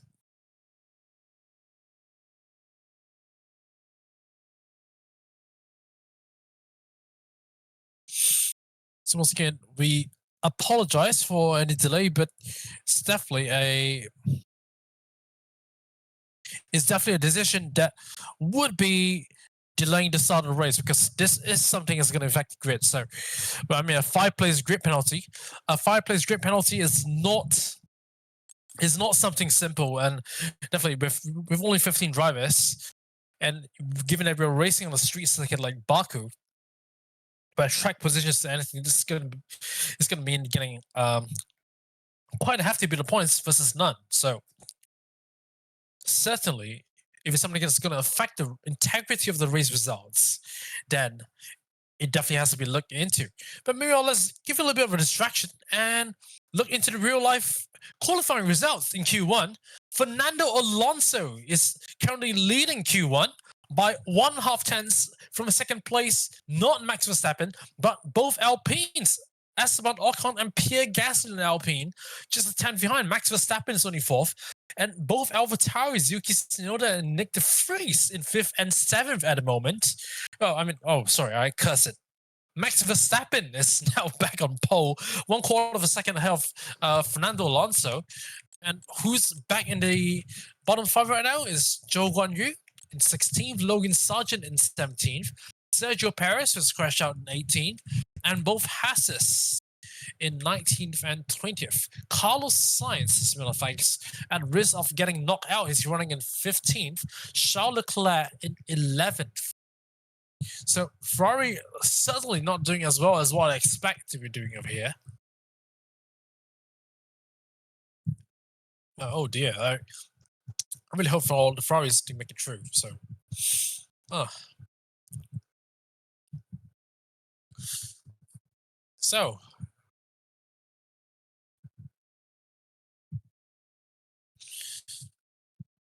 So investigations still ongoing for the Anik and Maple incident. We'll keep you updated as the situation evolves.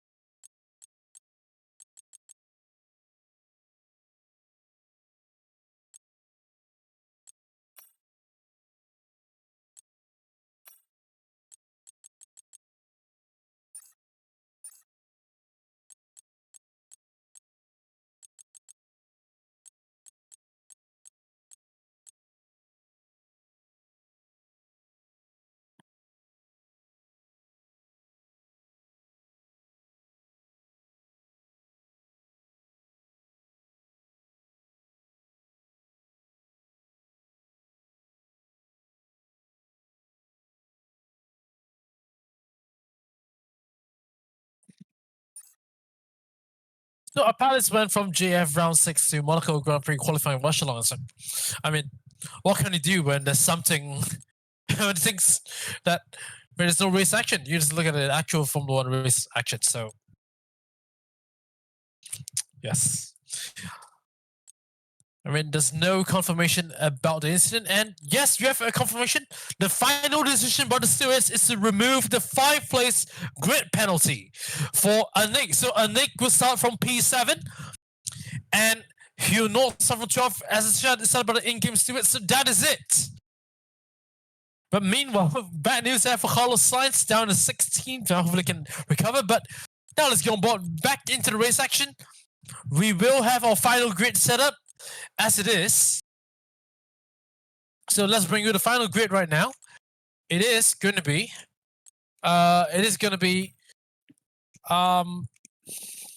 sorry, let's bring up the results again. It's going to be a skipper who's starting from P1. Then it will be Wayne in 2nd, Shahir in 3rd, Noidrid in 4th. Sorry.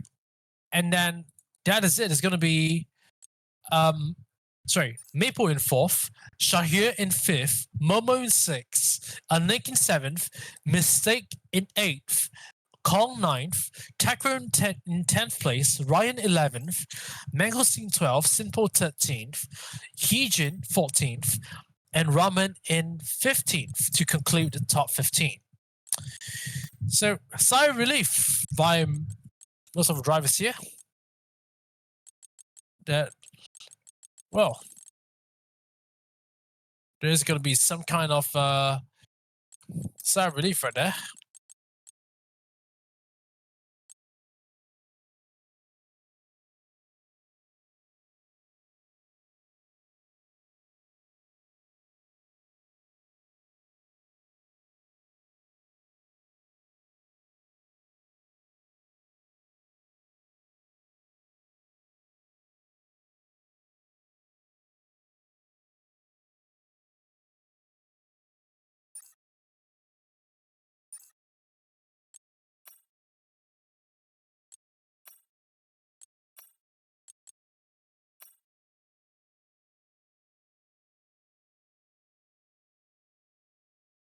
So the lobby is now underway and being set up. So just give us a few minutes and it should be underway anytime.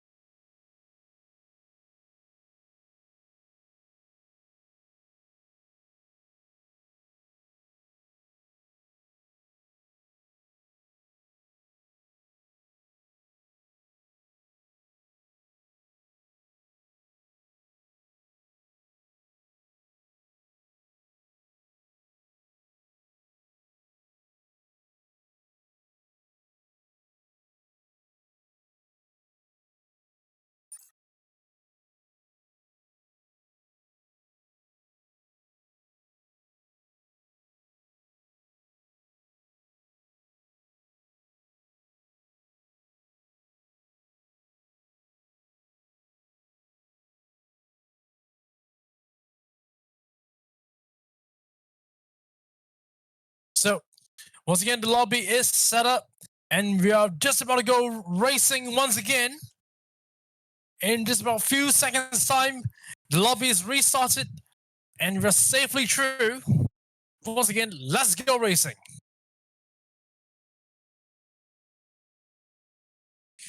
So in case you have not been catching up with the actual qualifying, Q1 has just ended. And your top three, surprisingly, Max Verstappen, P1, Yuki Tsunoda in second, Alex Albon in third. So if you think that's going to be exciting there, it's going to be a jumbo upgrade for Formula One.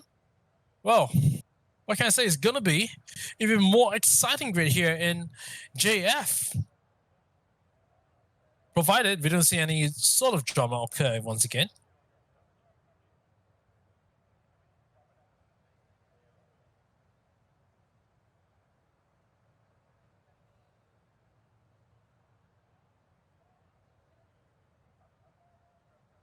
So drivers just setting up the stuff now.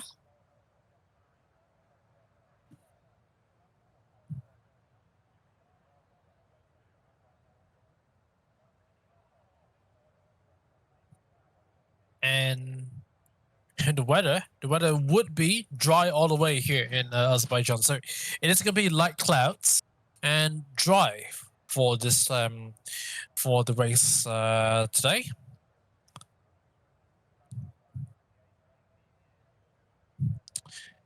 So driver's just about to set up their cars right now, and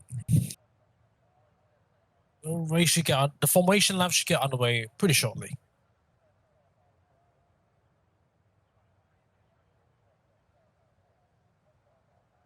So once again, Zakate giving us a little bit of updates on Formula One as well. In real life Formula One, he's just announced that Q1 eliminated Perez, Sargent, Joe, and both Hasses. Well, I mean, technically, we had both Hasses eliminated here today in JF as well because Destio and Nuts are not here. And I'm pretty sure Techromancer would be really excited to try gain as much ground for Aston Martin over Haas this weekend. So forget they're just 13 points away. And Techromancer just so disappointingly, he won have out of Mochi Beach this weekend, and he'll be starting in P10 owing to his crash in Q2. Well, what would might have been a really strong Q3 lap come the end of a really amazing pace that Techromancer holds. So Techromancer, what tire is he going to start on? maybe the hards, maybe the softs. But I'm pretty sure that Techromancer is definitely a mastermind when it comes to interesting strategies. So, formation lap, just about to begin. Once again, and there we go. Formation lap is on. Car striking away once again.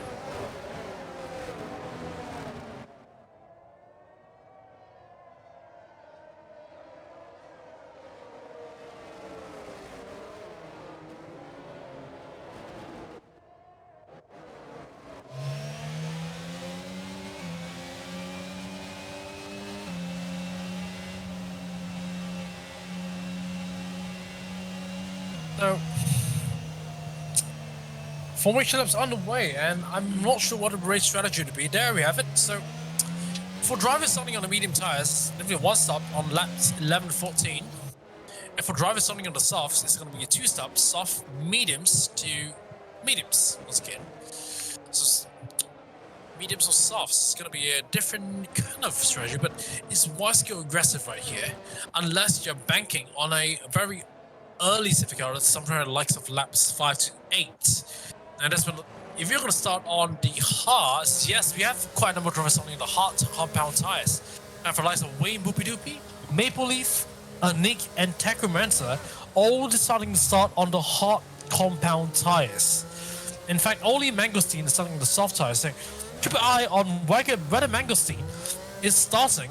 It's going to make its way through the field, but I'm not sure if that strategy is going to work because it's a very long track here in Azerbaijan, and with those high-speed corners through Sector 3, as where you can see the race leader Skipper is going to go through now, those high-speed corners are definitely going to take the wear off of the soft tires quicker than you might expect. Now, and as far as those 90-degree corners as well, if you remember, if you know Singapore as a circuit with multiple 90-degree corners, in Azerbaijan is a circuit which is roughly similar to Singapore, and we all know that Singapore and Azerbaijan are two circuits that will definitely wear the hell off your soft compound tires. So I'm not sure about Mangosteen's strategy, but he did declare that he has the 40-degree fever last night. I'm not sure whether it has got anything to do with his decision making today, but could it be an interesting strategy by the McLaren team? We shall see. But his teammate Maple Leaf, all the way up in fourth, is starting on a completely different strategy on the hards here. So, So, now we see majority of the front runners right in front of the field already. We have Skipper and Neudrit already resting on the field. Wayne and Maple on the hard tires.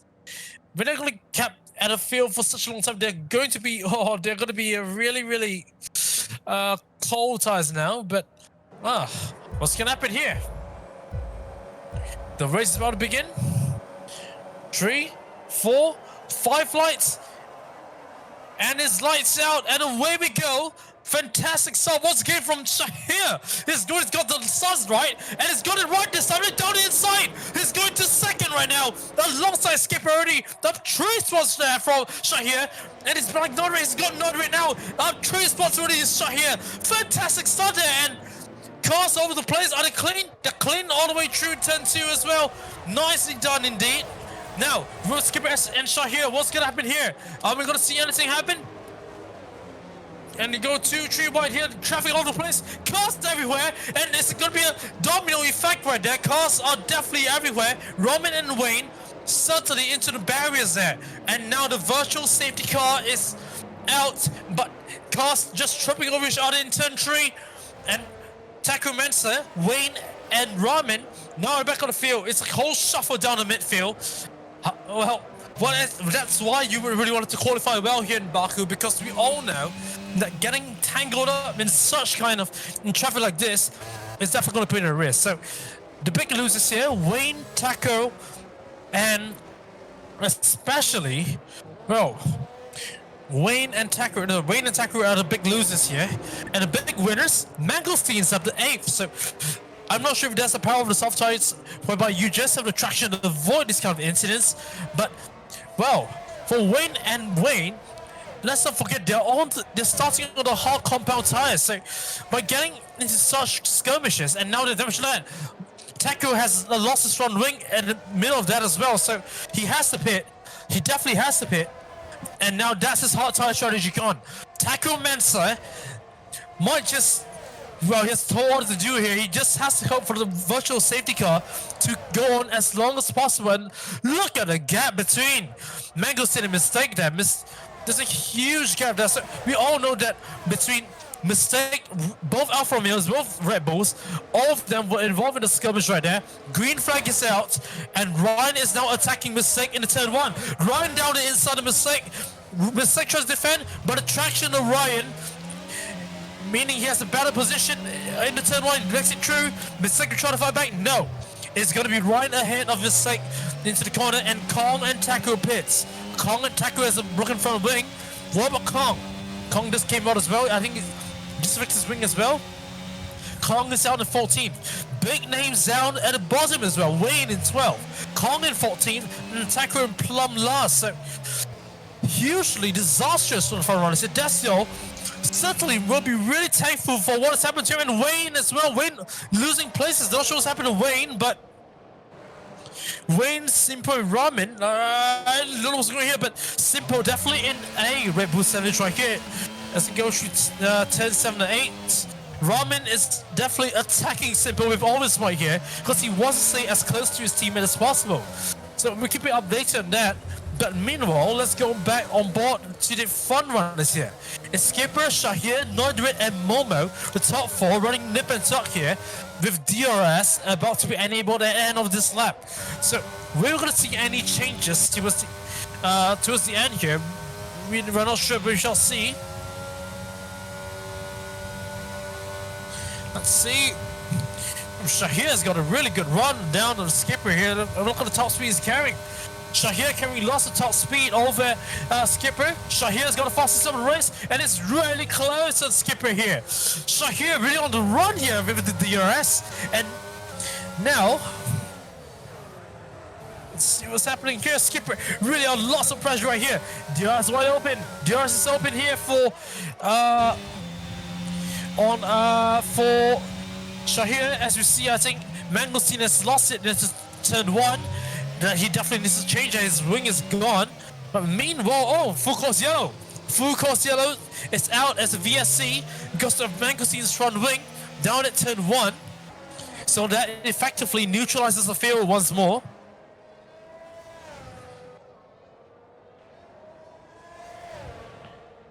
So, how does that going to play a part for the front runners here? And how long is this VSC going to last?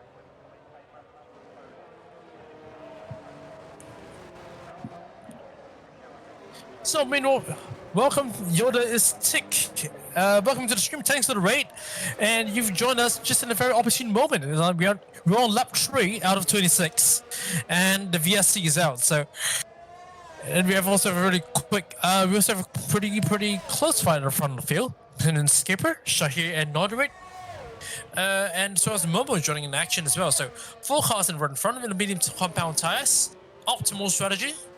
And certainly about to duke it out for the winner of this race. So let's see how Skipper's about to defend against Shahir, because I believe the VSC will be ending right before they get to the start-finish line this lap. See, it's a pretty long VSC, honestly. But how long is this battle, this four-way battle is going to carry on? We're not sure. And is it enabled? Yep, just as Skipper crosses line, DRS is enabled, and I think Shahir can continue his pursuit of the lead of the race, which is with Skipper at the moment. So let's go on board with, let's see how Shahir is able to catch up. Skipper can tell he's really going defensive here. Skipper going on the ultra defensive against Shahir. Just holding his ground right now. But I can tell he's really closing in on Skipper as the time passes. The Skipper has set a purple sector 1, so clearly he has still lots of pace back in the tank.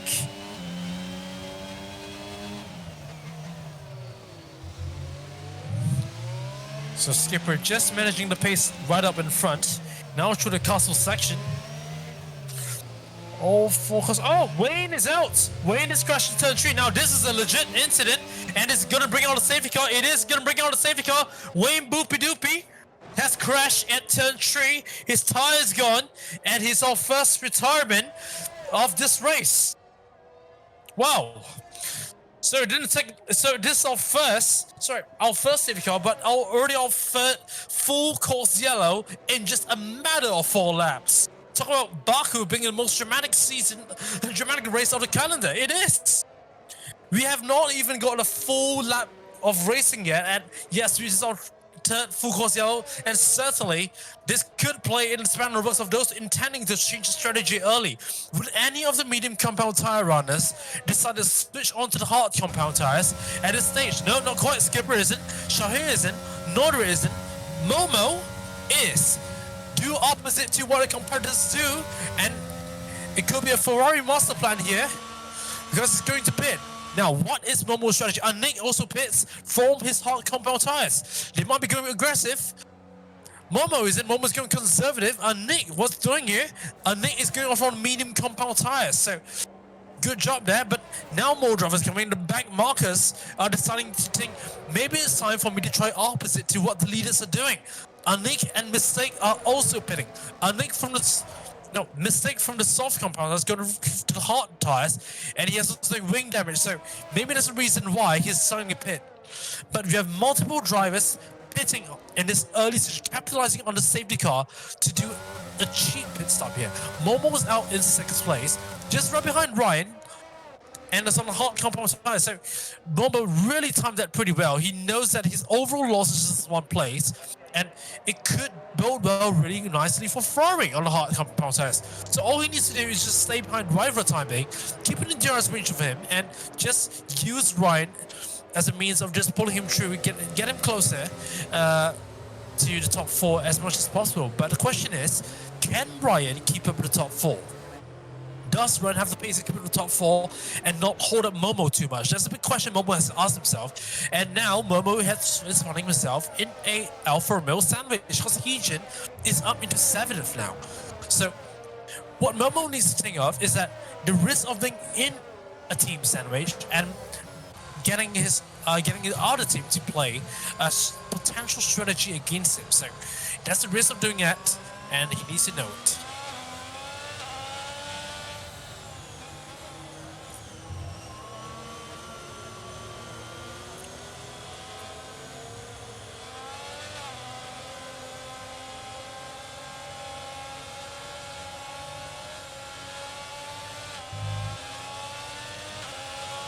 So, only ran out lap 5 out of 26, and it's still Skipper in 1st, Shahir in 2nd,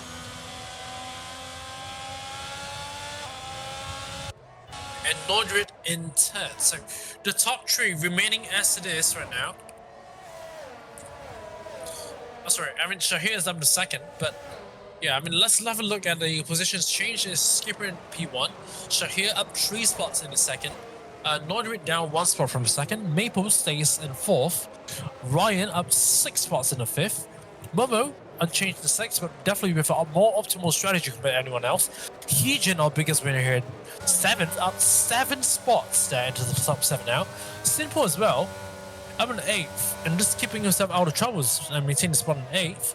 Kong in 9th, Nick down 3, Robin up 4th, then you have Technomancer and Mistake Mangosteen down a few spots, but our only remaining runners down 12, 13, 14. So still a very, very long way to go, 20 laps remaining. As it stands, all drivers have caught up to the safety car queue. So it is going to be potentially a restart by the end of this lap. Now, Skipper, when the safety car enters the pit lane, he will become the de facto safety car at the end of sector 2. So it's a very long straight here. I believe these drivers will have rehearsed on the safety car procedure here, and Skipper would be trying to orchestrate that procedure to restart the race as late as possible. Maybe after turn 20, but we all know that Skipper can't afford to start too late at the expense of the safety of the other drivers behind, because we all know it's a known issue. is these drivers have been briefed earlier before the qualifying session about the do's and don'ts of what not to do and what to do during the race itself. And the safety car restart incident, as we know, back in round number 2, which is Saudi Arabia, multiple drivers have complained about drivers actually just slowing down too much at the end of turns 26 and 27, which is what I call the Max Verstappen corner, and just causing potential incidents for the behind, and this resulted in game penalties being dished out by the game stewards. And you can see Skipper is weaving left and right along with his drivers behind to warm up the tires, but he needs to be mindful. He needs to be mindful not to do it too much. He needs to know that he can't compromise the safety of these drivers behind. He knows that penalties are going to be dished out if he causes any incidents behind. He needs to be careful. But when does he let go of the throttle? It could be any time from now.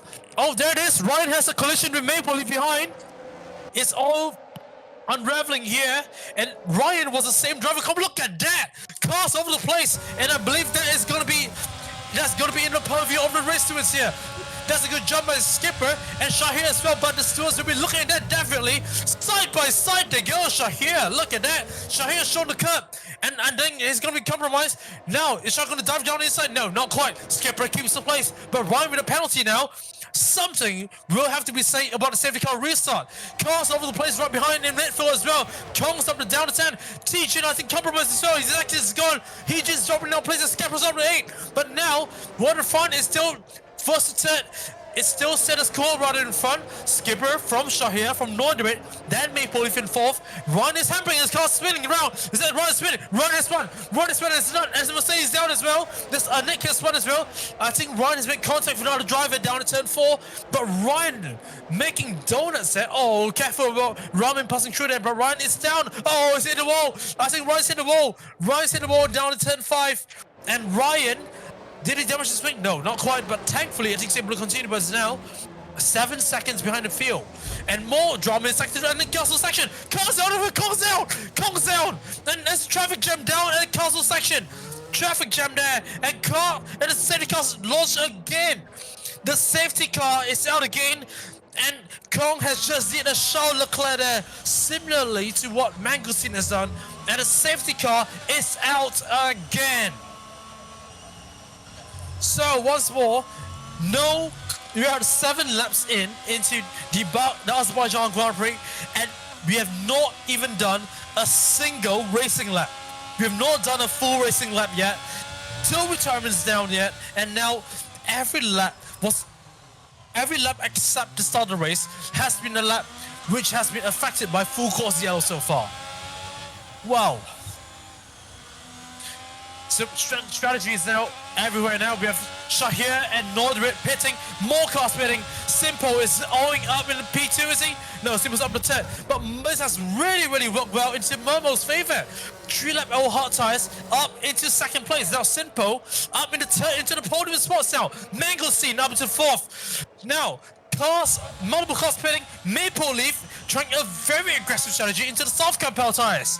So Maple Leaf doing what Mangosteen just did, and maybe Mangosteen saying, hey, it didn't work out on the soft tires for me because I lost my front wing, but maybe it will work out for you. Maple Leaf into the soft compound tires, taking cue of all these multiple incidents occurring around the Azerbaijan street circuit. As we know, it is a street circuit, and because of all these incidents, Maple Leaf, now onto soft compound tires, should be able to make up some spots right here. But he has to know that the cars right in front of him, which is Shahir and Norderit, on a hard compound tire. So he needs to be careful. Yes, he can attack them through the earlier stages of this phase, but he needs to be careful not to make it. Oh, Ryan is retired. Ryan's retired. Ryan is out. Ryan is crashed out of the pit lane. Ryan has spun and crashed out of the pit lane.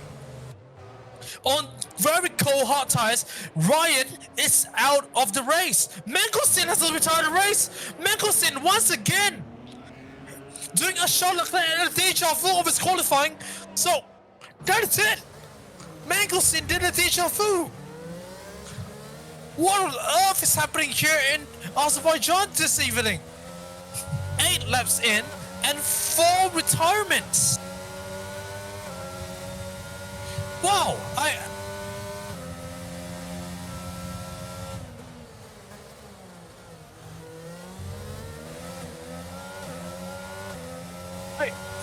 don't know what to say. 11 drivers remain with 18 laps. I don't even know what's going on now, but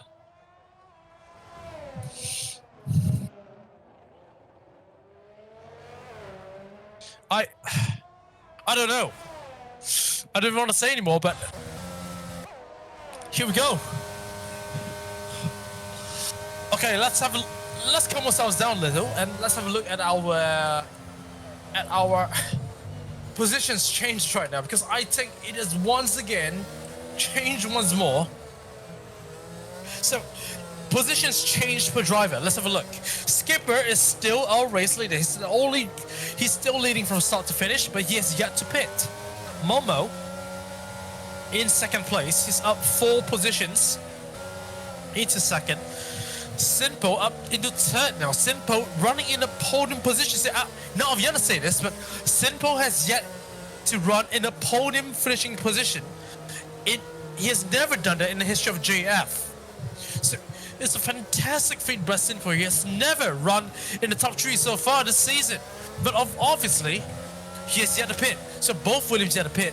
And as the Williams team are at the risk of running a huge strategical boo-boo here, because the rest of the field have caught up to them and they've yet to pit.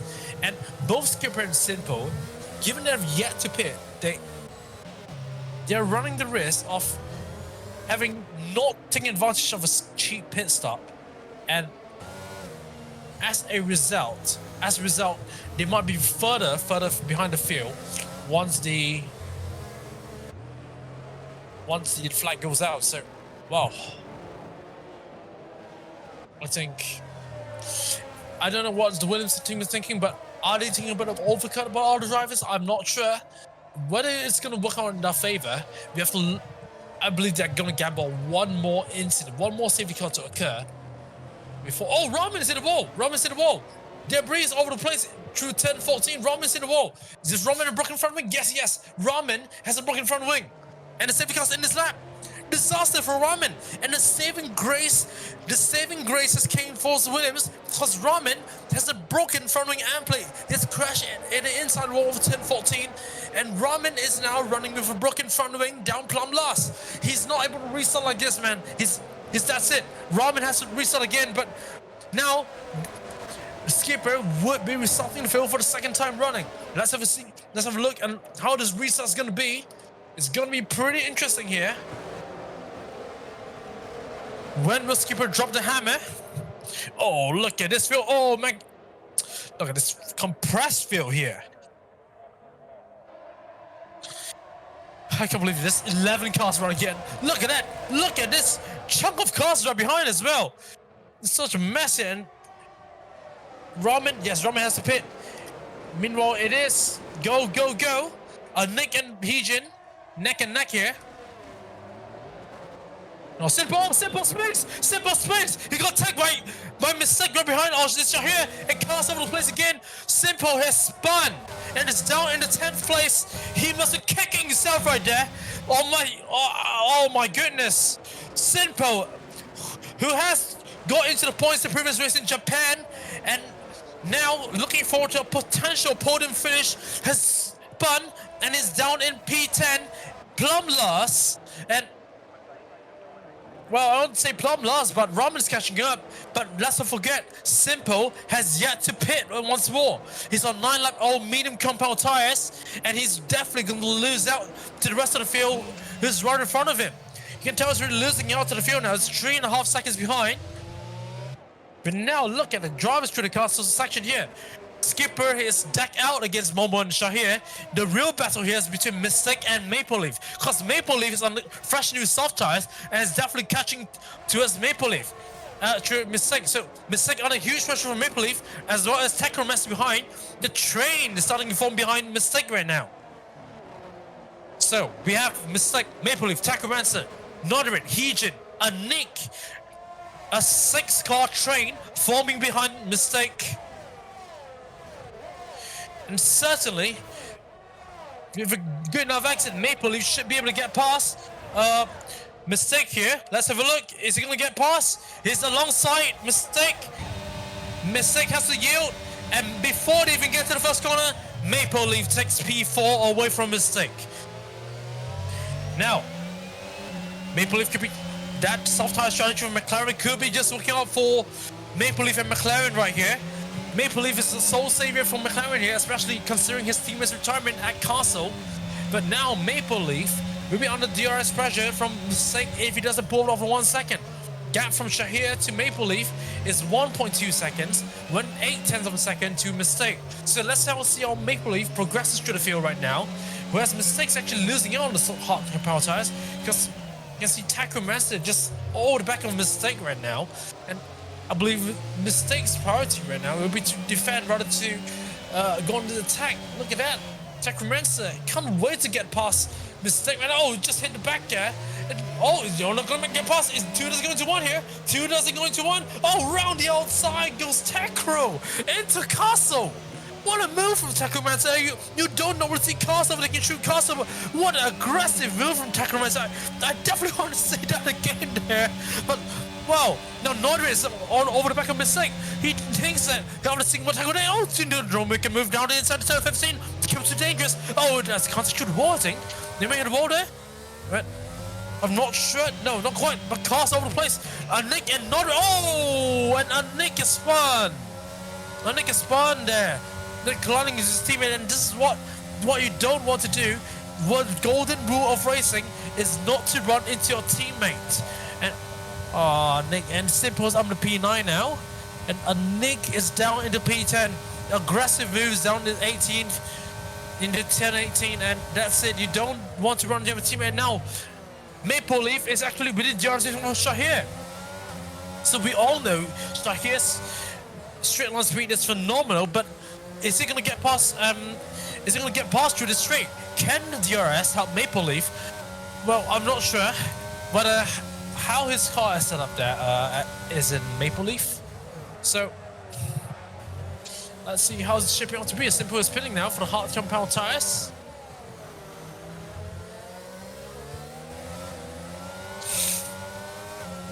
So battles all over the place, and we're seeing how the tire advantage is still leading towards the soft compound tires here, as is Maple Leaf, and oh, Sinpo has run off to the runoff area in turn 1.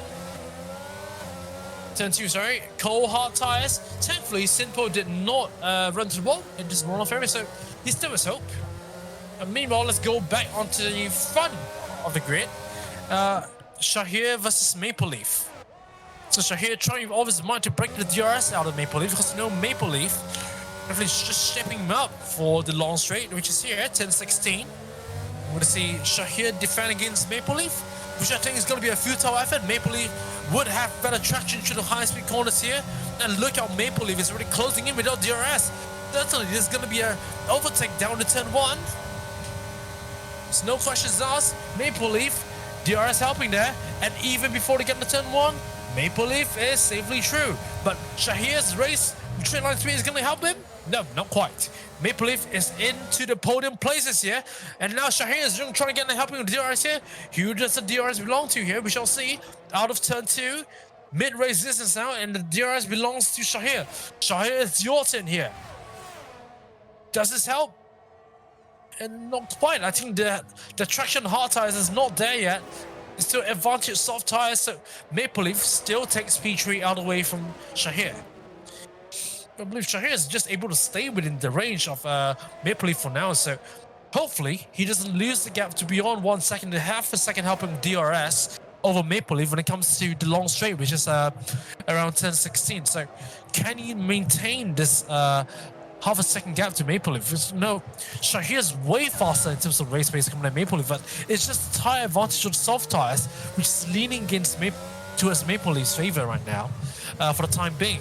But you can tell he's starting to lose time against Momo at this point in time, because he's already 2 seconds behind Momo, and Shahir is just clinging on behind the Maple Leaf. This could be a crossover period for the soft and hard compound tires. So for the auto race engine, they're definitely going to look at this battle between Maple and Shahir to know when it's a crossover for the soft compound tires. Basically, the useful lifespan of the soft compound tires as opposed to the hards. Now, It's going to be Shahir's helping of DRS again. He's within a second.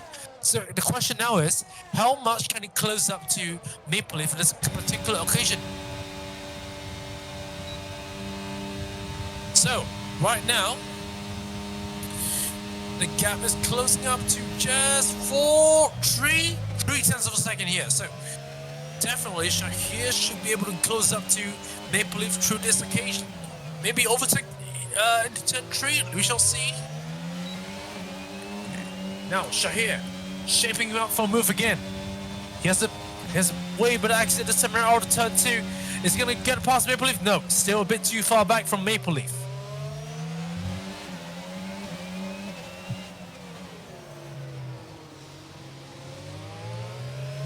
And the safety car is down for some reason. I don't know what has happened, but oh, safety car is definitely out again. So I believe this is going to play into the hands of Skipper. Now on 13 lap, medium compound tires, and this is going to be a free pit stop for him. So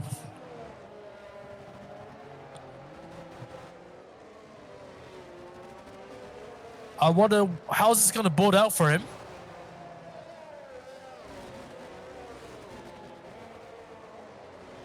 But the full safety car is out. Are we going to see Skipper pit? It's going through turn 15 now.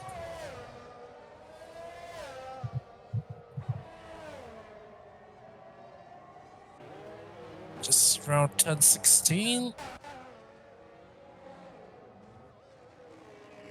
Just nursing it through. We shall see Skipper. I'm pretty sure he's going to pit now. He's run half of the race on this medium compound tires, and the optimal strategy now is to go for a chip pit stop, and he does. Skipper, no brainer that, going for a pit stop. He knows that this will be the last time he needs to pit. He will be on the hard compound tires.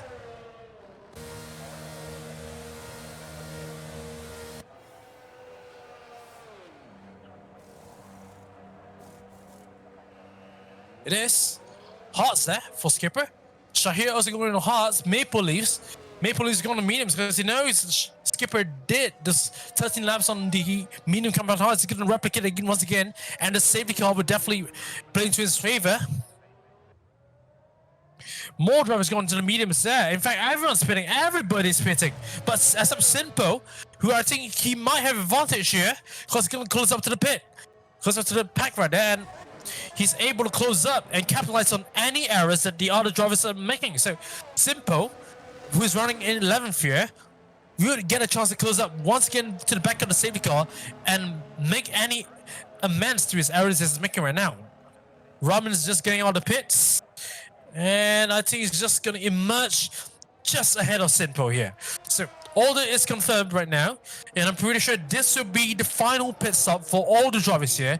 The order now is going to be Skipper in first on hard compound tires, Maple Leaf in second on mediums, Nordred in third on mediums, Shahir and Momo in fourth and fifth also on mediums, 6th, 7th and 8th, Takumancer, Heejin and Mystic respectively are on the hard compound tires. And what about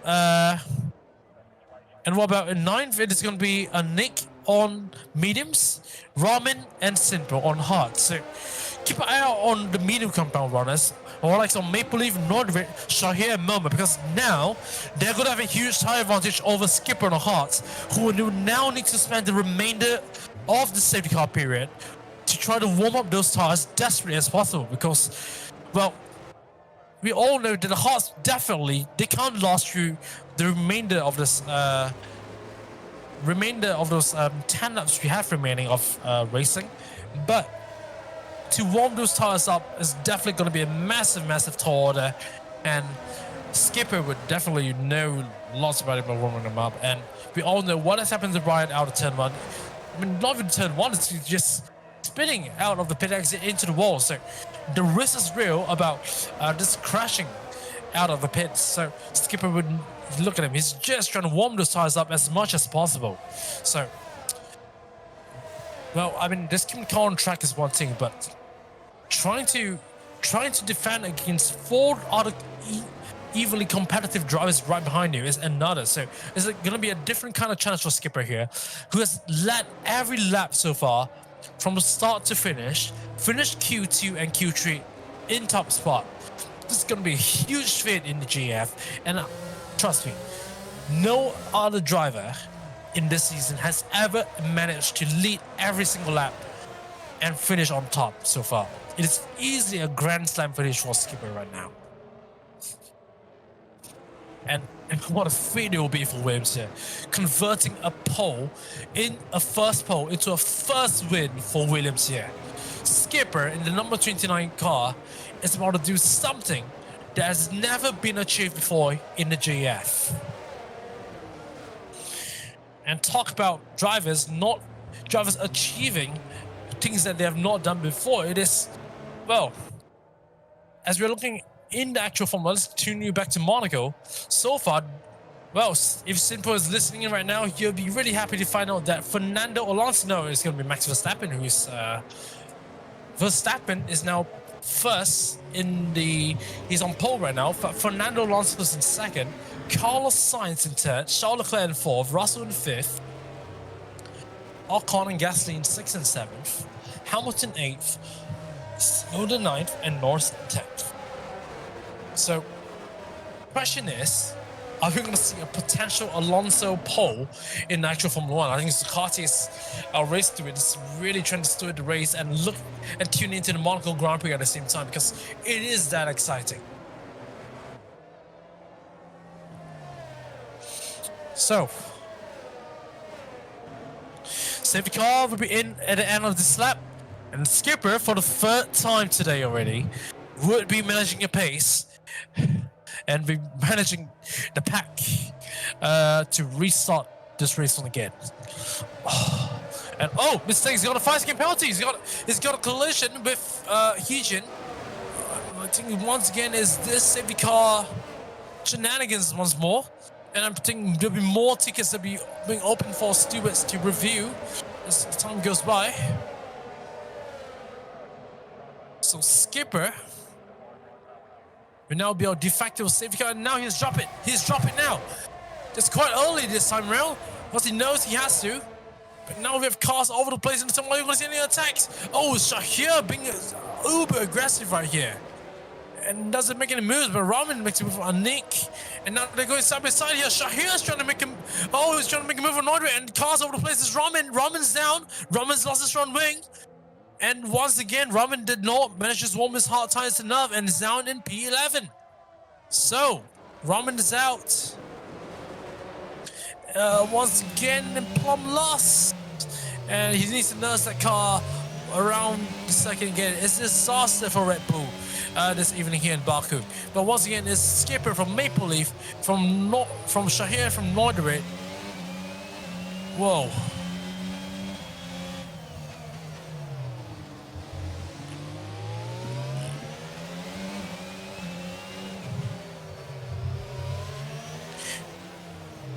And wow, and sorry to distract you again, but in the actual Monaco Grand Prix, Esteban Ocon is our new pole sitter. Esteban Ocon is a 10 faster than Verstappen, so Ocon is our, wow, it's going to be a pole sitter here in Monaco. Wow.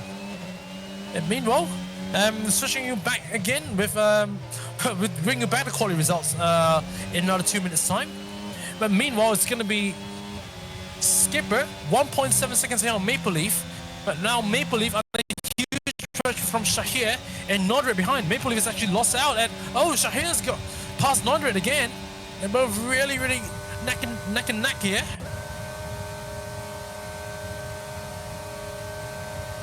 And Skipper has done the fastest lap of the race, albeit losing time to Maple Leaf. So now it's going to be, once again, it's another four-way fight.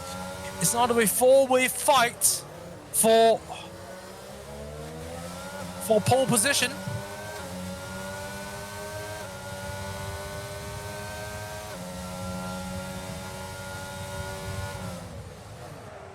So look at that, a Skipper from Maple Leaf.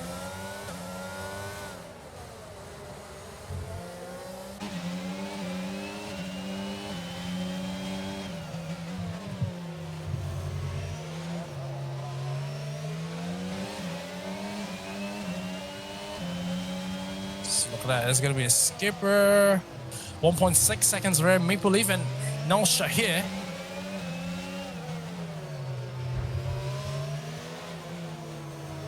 Shahir is just over the back on Maple Leaf now. 3 tenths behind, as a matter of fact. Now, you're going to see Shahir just hounding Maple Leaf here on the mediums.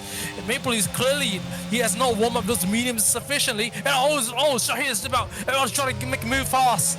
Trying to make a move fast. Maple Leaf. No, I don't think he's quite done it.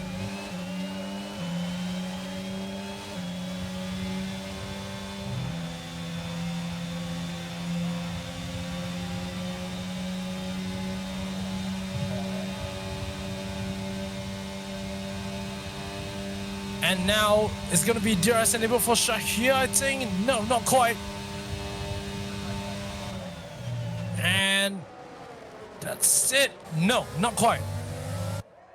It's still, we're on still on lap 19 now, 26. And it's going to be Maple Leaf under huge pressure. And Shahir and Norderate. Shahir is trying to use all his might to get past Maple Leaf. Now he's running in second. He's never finished second before.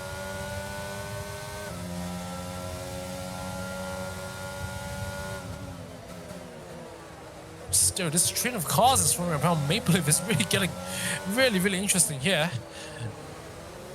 As opposed to the actual qualifying session is not interesting here. Max Verstappen is our pole sitter for the Monaco Grand Prix, finishing 84 milliseconds ahead of Fernando Alonso. Leclerc being third, Ocon fourth, Sainz in fifth, Hamilton in sixth, Gasly 7th, Russell 8th, Tsunoda 9th, and Norris in 10th. But yeah, unfortunately, Verstappen once again. Yeah, but anyway, more action coming your way. By the likes of Maple Leaf, Shahir, Nordrit, and Momo now. A 4-way fight for second. So, what's going to happen here? Are we going to see any overtakes through the long straight? Because Shahir looks really aggressive now through the long straight here. Through turn 16 we go. Any passes we're going to see from Shahir, clearly not being as confident as Maple Leaf through that through turns 17, 18, 19. So that's going to hamper his progress into eating into the gap to Maple Leaf. Albeit he has a very good straight line speed.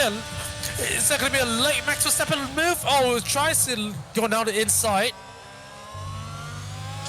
Oh, not quite. Not quite. But I believe he's going to get another advantage here. He's going to get another advantage through the long straight to turn 3.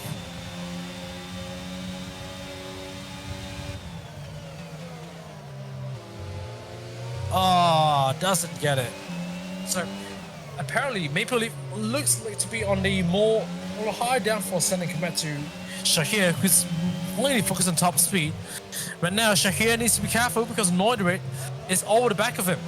And Momo is keen to join the party too, albeit just not being on DRS range. So this Maple Leaf, Shahir, Norderate game is just going to get more interesting because now, yes, to its prime Momo is Taku Manso who's about to join the party. It could be a 5-way fight. It's going to be a 5-way fight for second on the grid. For all we know, if Skipper makes any mistake, Maple Leaf, that gang just right behind Maple Leaf might be able to join the party too.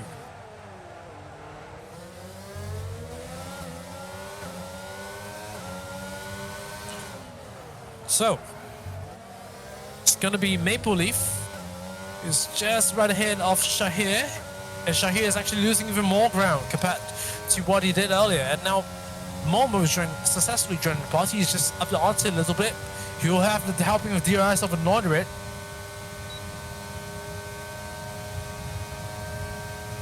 And Momo, oh, he actually didn't get a DRS. So that's actually causing him to lose time against them because I think he's just over the 1 second mark as he entered turn 16. So Momo wouldn't get a helping. So it's effectively still a 3-way fight for P2 as it stands. Interestingly, Maple Leaf is closing in, just making a bit of inches into its skipper. Now the gap was 1.9 seconds the previous lap. It's now down to 1.3 seconds. And it's closing into skipper, just taking a bit of its gap as they negotiate through the corners. Constitution of sector 1. Now Skipper's getting all back again. It's like playing a game of chess here. Typical. It's very synonymous with street circuits around the calendar. So it's still Maple Leaf holding on to second. The gap now down to 1.8 again. Shahir, Nodrit are in that mini train behind Maple Leaf. So Shahir and Nodrit just trying to push Maple Leaf into a bit of a mistake before, if anything.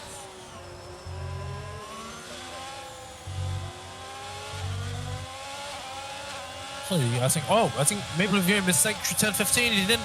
Does a very good exit here, and now that's gonna reel Shahir really into the equation here. This is gonna roll him into the equation. So this, I think, is the closest Shahir's never got this close to Maple Leaf before. I think this is his best opportunity to get through Maple Leaf. Can he do it? Now the other is wide open. It is advantage. Shahir down the inside. He goes into turn 1. Side by side. Maple's not really giving one up. It's still side by side in turn 2. He has the inside line now. Shahir finally gets past Maple Leaf. Maple Leaf, oh, his door is shut on him. Shahir's on P2. Maple Leaf on P3. And on Noidrit is about to join the fun as well. But now the DRS helping goes to Maple Leaf, who is now trying to go down the inside of Shahir again. Oh, he's going to show him the door. That was aggressive defending by Shahir, but still leasing the car with and shuts the door again. Maple Leaf has a second settle for third, and all that battling has left Skipper now 3 seconds ahead of this battle. Skipper must be saying, battle more please. I really hope you battle more. And because now they're falling behind. Momo is now in the equation as well. It's now a 4-way battle for 5th place. Shahir is now leading this whole battle here. But now, if you're looking at Maple Leaf is under immense pressure from Nordre and Momo behind right now. So all he hopes now is for him to close the gap back into Shahir to fight for that P2 once he gets to the long straight again. We're on lap 22 out of 26.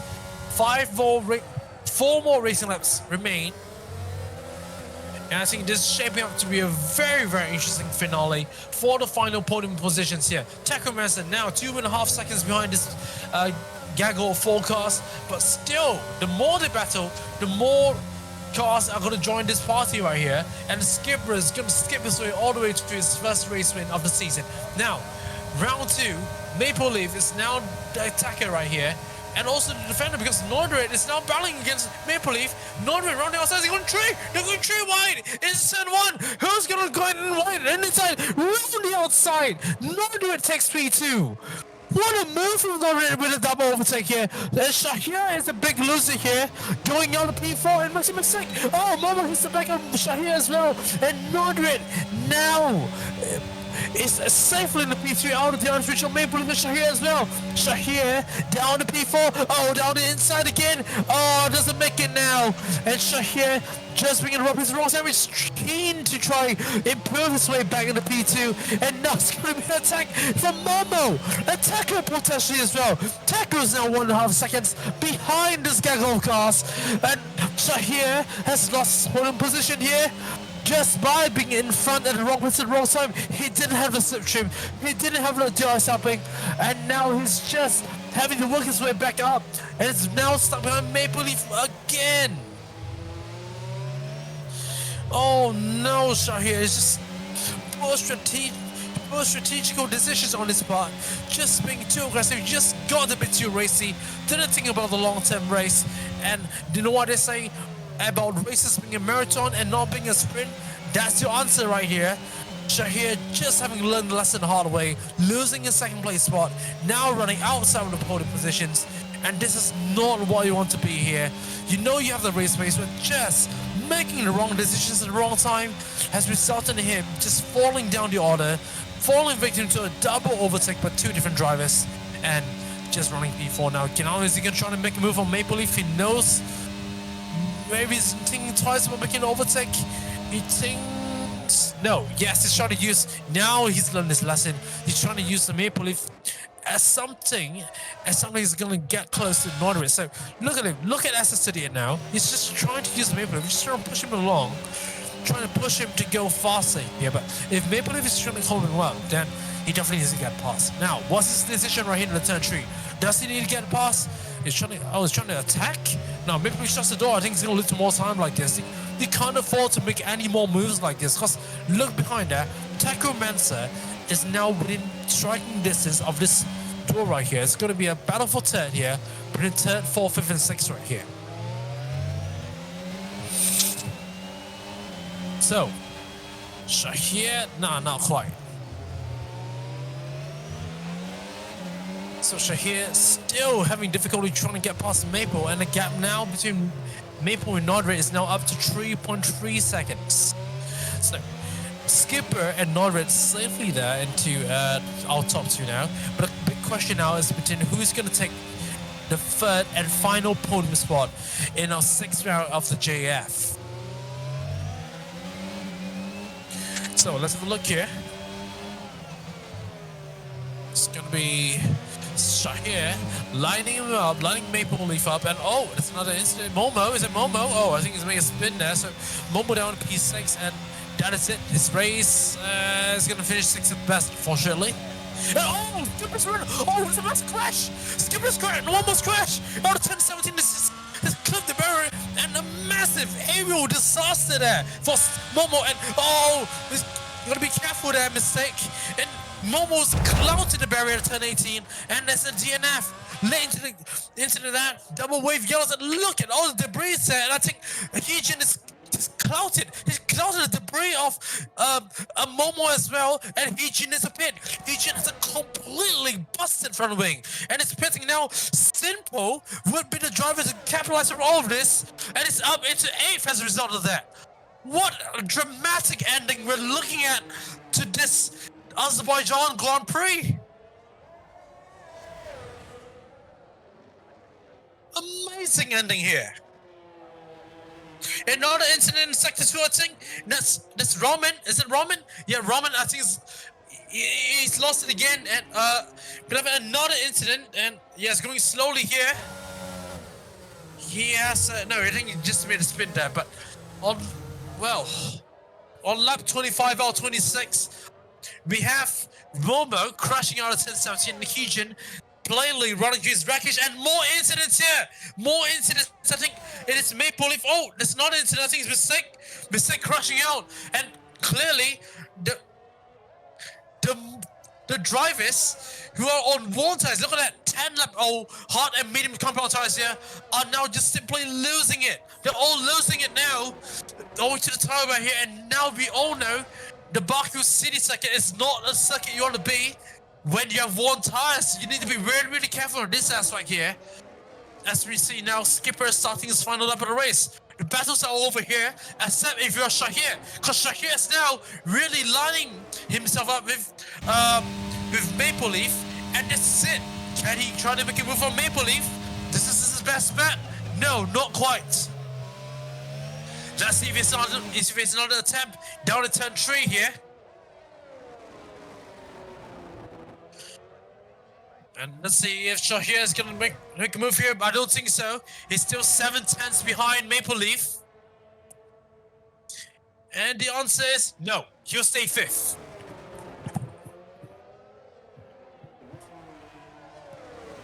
And I think, well, that's it for the battle between 4th and 5th. But now, bring you back to the battle in front.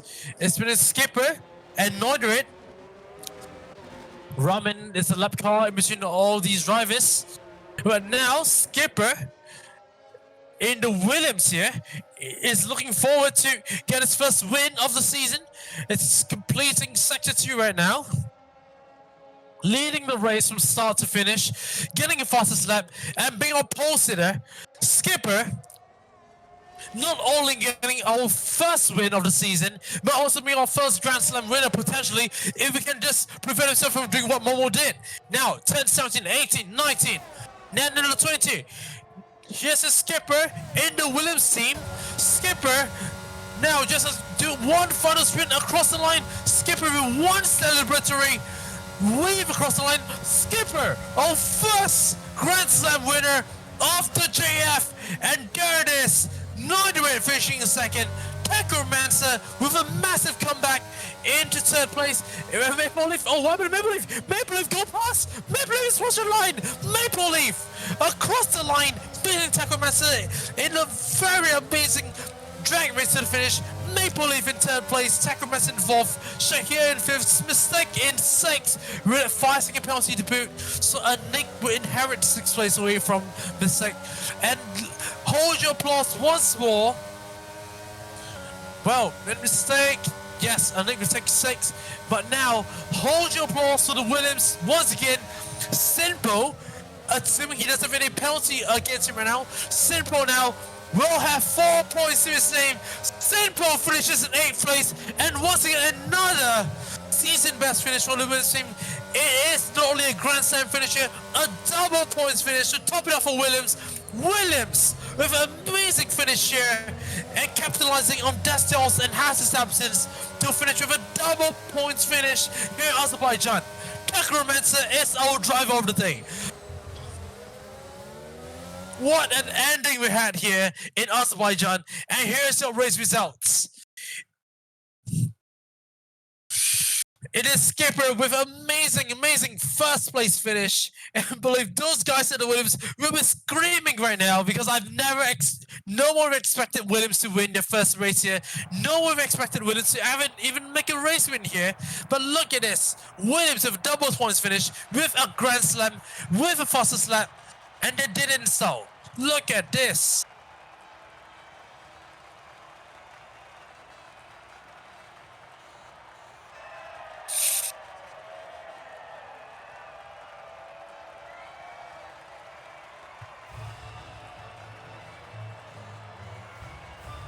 So, here are your race results here. Skipper in P1, Nordic in second, just finishing 1.9 seconds behind. Maple Leaf in third, 15.1 seconds behind. And with an amazing drag race we had of Techromancer, Shahir in fifth, Anik in sixth.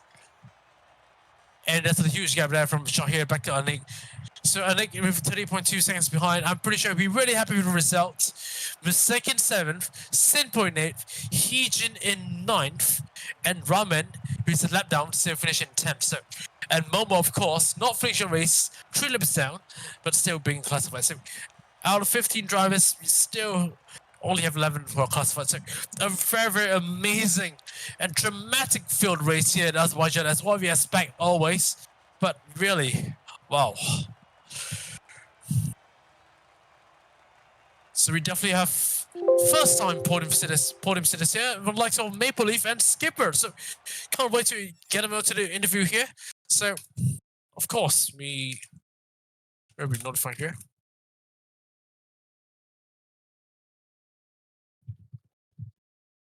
Well,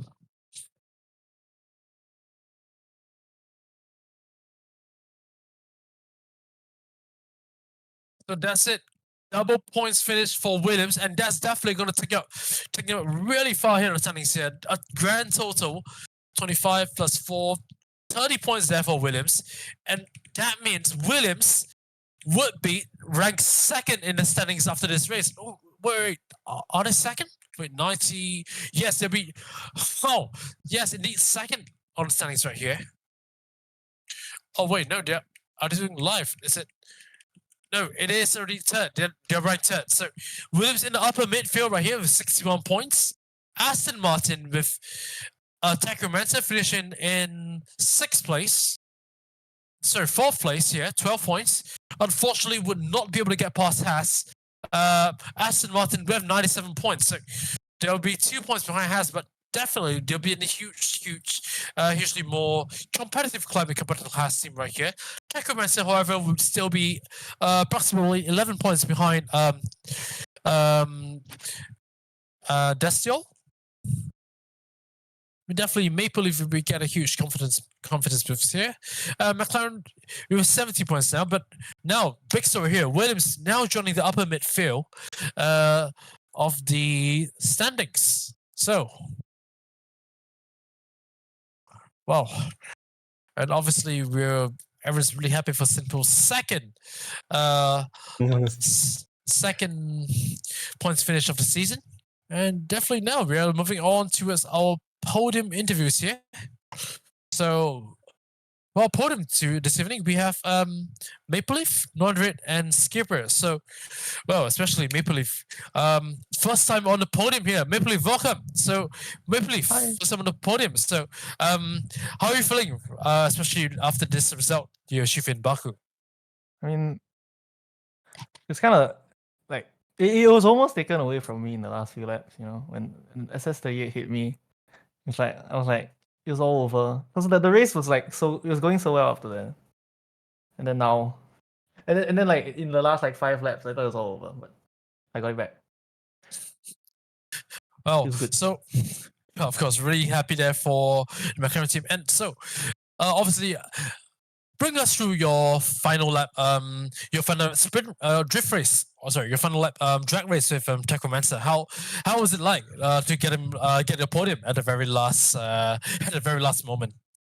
I mean, by the end, like the last lap was I was just trying to protect myself to not like end up losing a wing or crashing out, because I didn't feel like the tires were doing well. Even on the last like chicane bit, I had to leave, but I did try to save DRS from previous laps to try to dump it to overtake. Since I saw I was gaining time on Tekro as well. All right. So one more thing. Your teammate, Mangosteen, actually retired from the session. Not sure if that actually had a little bit of a confidence demoralizer on you. I mean, was that kind of demoralizing, or did it spur you to do even better? I mean, it's slightly demoralizing, but like because he was spectating the race, he could leave a lot of info as well.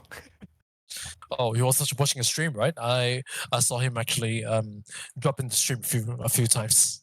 Yeah, he was relaying me a lot of info since he was out already, which could have caused me getting the podium. Of course. So very good strategy here for the McLaren team, and thank you, Maple Leaf, and hopefully you can do better for the remaining 4 races and keep this consistency up. I hope. Thank you. Thank you. Right. So next up, Nordred. So welcome, Nordred, to the podium interview. Hello. Hi. So once again, no stranger to the podium here, Nordred. So how does it feel to finish second? I mean, it was really close between you and Skipper towards the very end, but tell us more about your overall feelings about the race so far. Yeah, I mean, that was a great race. Honestly, I was thinking, P4, P3, that would be a good result. But once I saw that I had an opportunity to go for the double overtake, I just went for it. And somehow it ended up working out. But in the end, our skipper had way too much pace. Like, even from the start, he was way too fast. I mean, Skipper is a strong opponent here. I mean, he has usually never been in contention for the win, but really happy for him. Skipper actually winning a race. But how? So Nordred, first time on the Mercedes team. So how does it feel to be on the Mercedes for once and actually working with your teammate Anik to score a double points finish here? Well, I didn't really work with him, but it was like a last minute. I didn't even know I was in Mercedes until like the last minute, so I didn't really get an opportunity to talk with him or anything. But I mean, I'm happy for him. Teammate getting points. We both get points. Feels good. All right, of course. So one more question here for Nordred. So I understand that you have been a reserve driver for majority of the JAF races, and honestly, your attendance in the JAF has been really impressive. I mean, you've been standing for multiple teams throughout the course of this season, basically becoming another Nick de Vries. So give us a thoughts about that. Do you have any plans to become a permanent racing driver for future JAF seasons?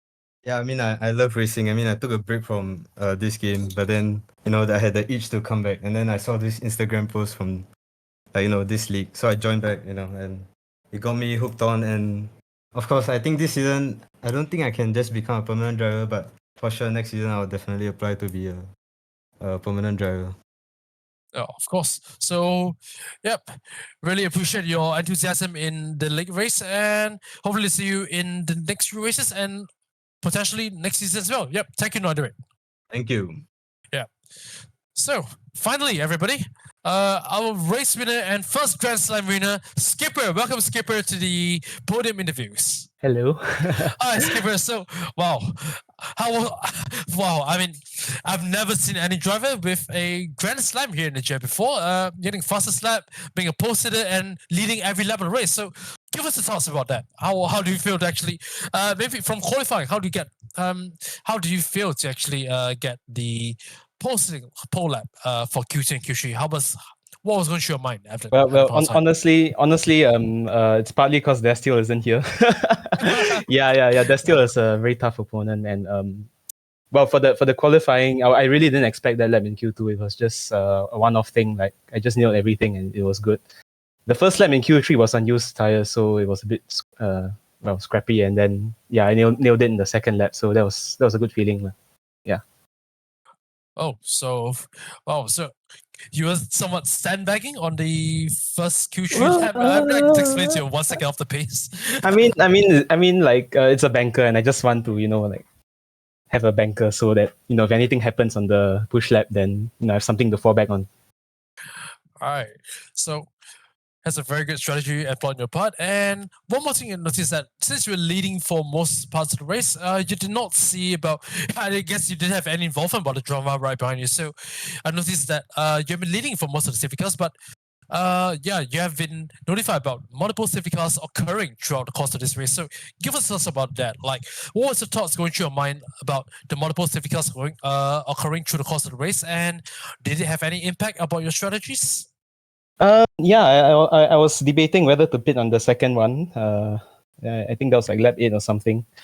But it was too early, and then when it restarted and 3 laps in, I was like, oh shit, I'm regretting my decision. Like maybe I should have pitted. Then for the third safety car, I think that was really, really lucky to have. So that brought me back, and everyone pitted as well. So that was good. And as for the end, I think I was really lucky to see them fight behind, because I knew my wings were too high, and if they had DRS, that it's gone. Like I would just lose my position. So I think it was some luck involved too. Yeah. Well, but still, it's a first Grand Slam finish for you. So obviously, leading every lap of the race and getting fastest lap as well. So do you think you'll be able to sustain this consistency throughout the remainder 4 races of the season? Hopefully. Well, Baku is not an easy track to be consistent, with the castle section. So if I can be consistent here, then hopefully, in the future races I can also be consistent, and hopefully EA doesn't give me any problems with crashes. Yeah, I mean, speaking of consistency as well, looking at the race results, I noticed that only yourself and the teammate, only both Williams drivers are the drivers who completed the race with just 1 pit stop. So essentially, both of you did not get into any tangles or any incidents, as opposed to the other drivers. So something worth achieving as well. So look at that, Simple finished P8 in the race. So it is the first double points finish for Williams as well. So give us thoughts about that. Do you have any teamwork with Simple throughout the course of this race? And do you have any encouraging words for Simple as well, your teammate? Yeah, I mean, I wish I could have given him a slipstream in quali, but I think that was not possible. He was unfortunate having his own incident. So yeah, hopefully next time we can give each other a slipstream. Actually, I did damage my front wing on the last few laps, so I did get into tangles, but luckily it was not severe. So yeah. Yeah. So moving on, I believe you must be pretty happy with Simple scoring 4 points and getting a season best finish for the Azerbaijan Grand Prix. And noticeably, I believe you've been seeing Simple improve his race pace as well, and just his safety rating as well. So any encouraging words for teammate Simple before we conclude the podium interview? Yeah, I know you got it, man. Just keep it consistent and keep it on the track, and you'll score points for sure. Yeah. Right. Yep. So yeah, thanks a lot, Skipper, and yes, have a great weekend. Moving ahead. Right. Thank you. You too, man. Yeah. Thanks. Right, so that concludes our podium interview. And once again, I don't think anyone of you must have expecting that, but both Williams concluding the race with just 1 pit stop as opposed to the rest going for a 2 or 3 stop strategy. And one thing interesting to note about the Williams team is that they've went equally on the hard to medium tires. Sorry, the medium to hard tires. So same strategy, and actually they are the only drivers not to get involved in any racing incidents through the course of the race. So really playing the safe game here in Azerbaijan, and that reap out huge dividends for them for this race. Well, of course, for street circuits, the main goal is actually to maintain, keep a car on the circuit and just keep yourself out of and any kind of incidents. And I think that's what the Williams team did. So huge props up to them, and really a massive achievement for the Williams team. And currently, looking at the results so far, the updated race results. Yes, the top three as it stands are Haas with 99 points, Aston Martin with 97, and McLaren with 70. Williams have propelled himself up from the below midfield to the upper midfield thanks to the double points finish from Skipper as well as Simple. Red Bull, however, from the upper midfield have fallen down into the lower midfield with both Wayne and Ramen. Well, apparently, did they score any points? No, Ramen has scored, I think, 1 point, but I believe that's insufficient to bring them out of the trenches now. They're actually way behind Alpine, who is in 5th place with 50 points. Red Bull are just 2 points ahead of their sister team AlphaTauri with 45 points. And Mercedes, however, they're now closing into Ferrari, as a matter of fact. We got finish from Nick as well as Nordred there. Now with 18. No, I think. Oh, Nordred, the Mercedes team, honestly. Question is whether they'll score. I'm not sure whether they've taken Nordred's score into account. We can probably see it on the JAF rules, but the 8 points for Mercedes so far are only on account of a Nick. So that's only taking account of a Nick score of 8 points into the tally. So they're now the 6 points away from Ferrari.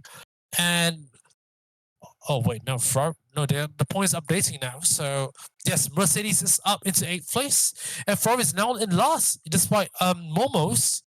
And that's Momo's retiring. So Ferrari scoring no points this race has got them down into plumb last. Alfa Romeo from 6th is now down in 9th place. So the order is continually changing as it is always with JF.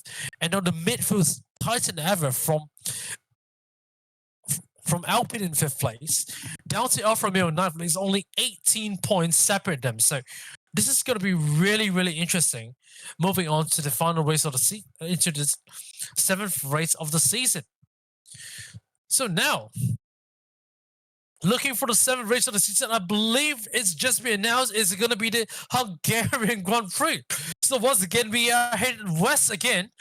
Now for the middle is into Europe once more. So race 7 will be confirmed in the Hungaroring. So a little bit of introduction to the Hungaroring race circuit. It is going to be a low-speed circuit, and one of the shortest circuits on the calendar as well. It's going to be a narrow circuit as well, and with high curbs. So for drivers who are not used to the high curbs and falling victim to the high curbs in Baku, I'm pretty certain there's going to be a huge challenge for them in Hungary as well. So drivers now who are running high, this is going to be a direct opposite of what they face here in Baku. So for drivers who are running increase or even maximum top speed option to propel down the main straight through sectors 1 and 3 here in Baku, they're going to have to change the strategy in Hungary. So it is going to be a very, very differing strategy and racing style as opposed to here in Baku. So which drivers here would have the versatility to bring this consistency into Hungary? Which driver would be able to retake the top spot in both the drivers and constructors standings? We're going to find out once again when we return in 2 weeks' time. So once again, enjoy the weekend here and see you again in 2 weeks when we return to Baku. Sorry, not Baku. When we return to the Hungary Grand Prix. Bye-bye and enjoy the weekend, everybody.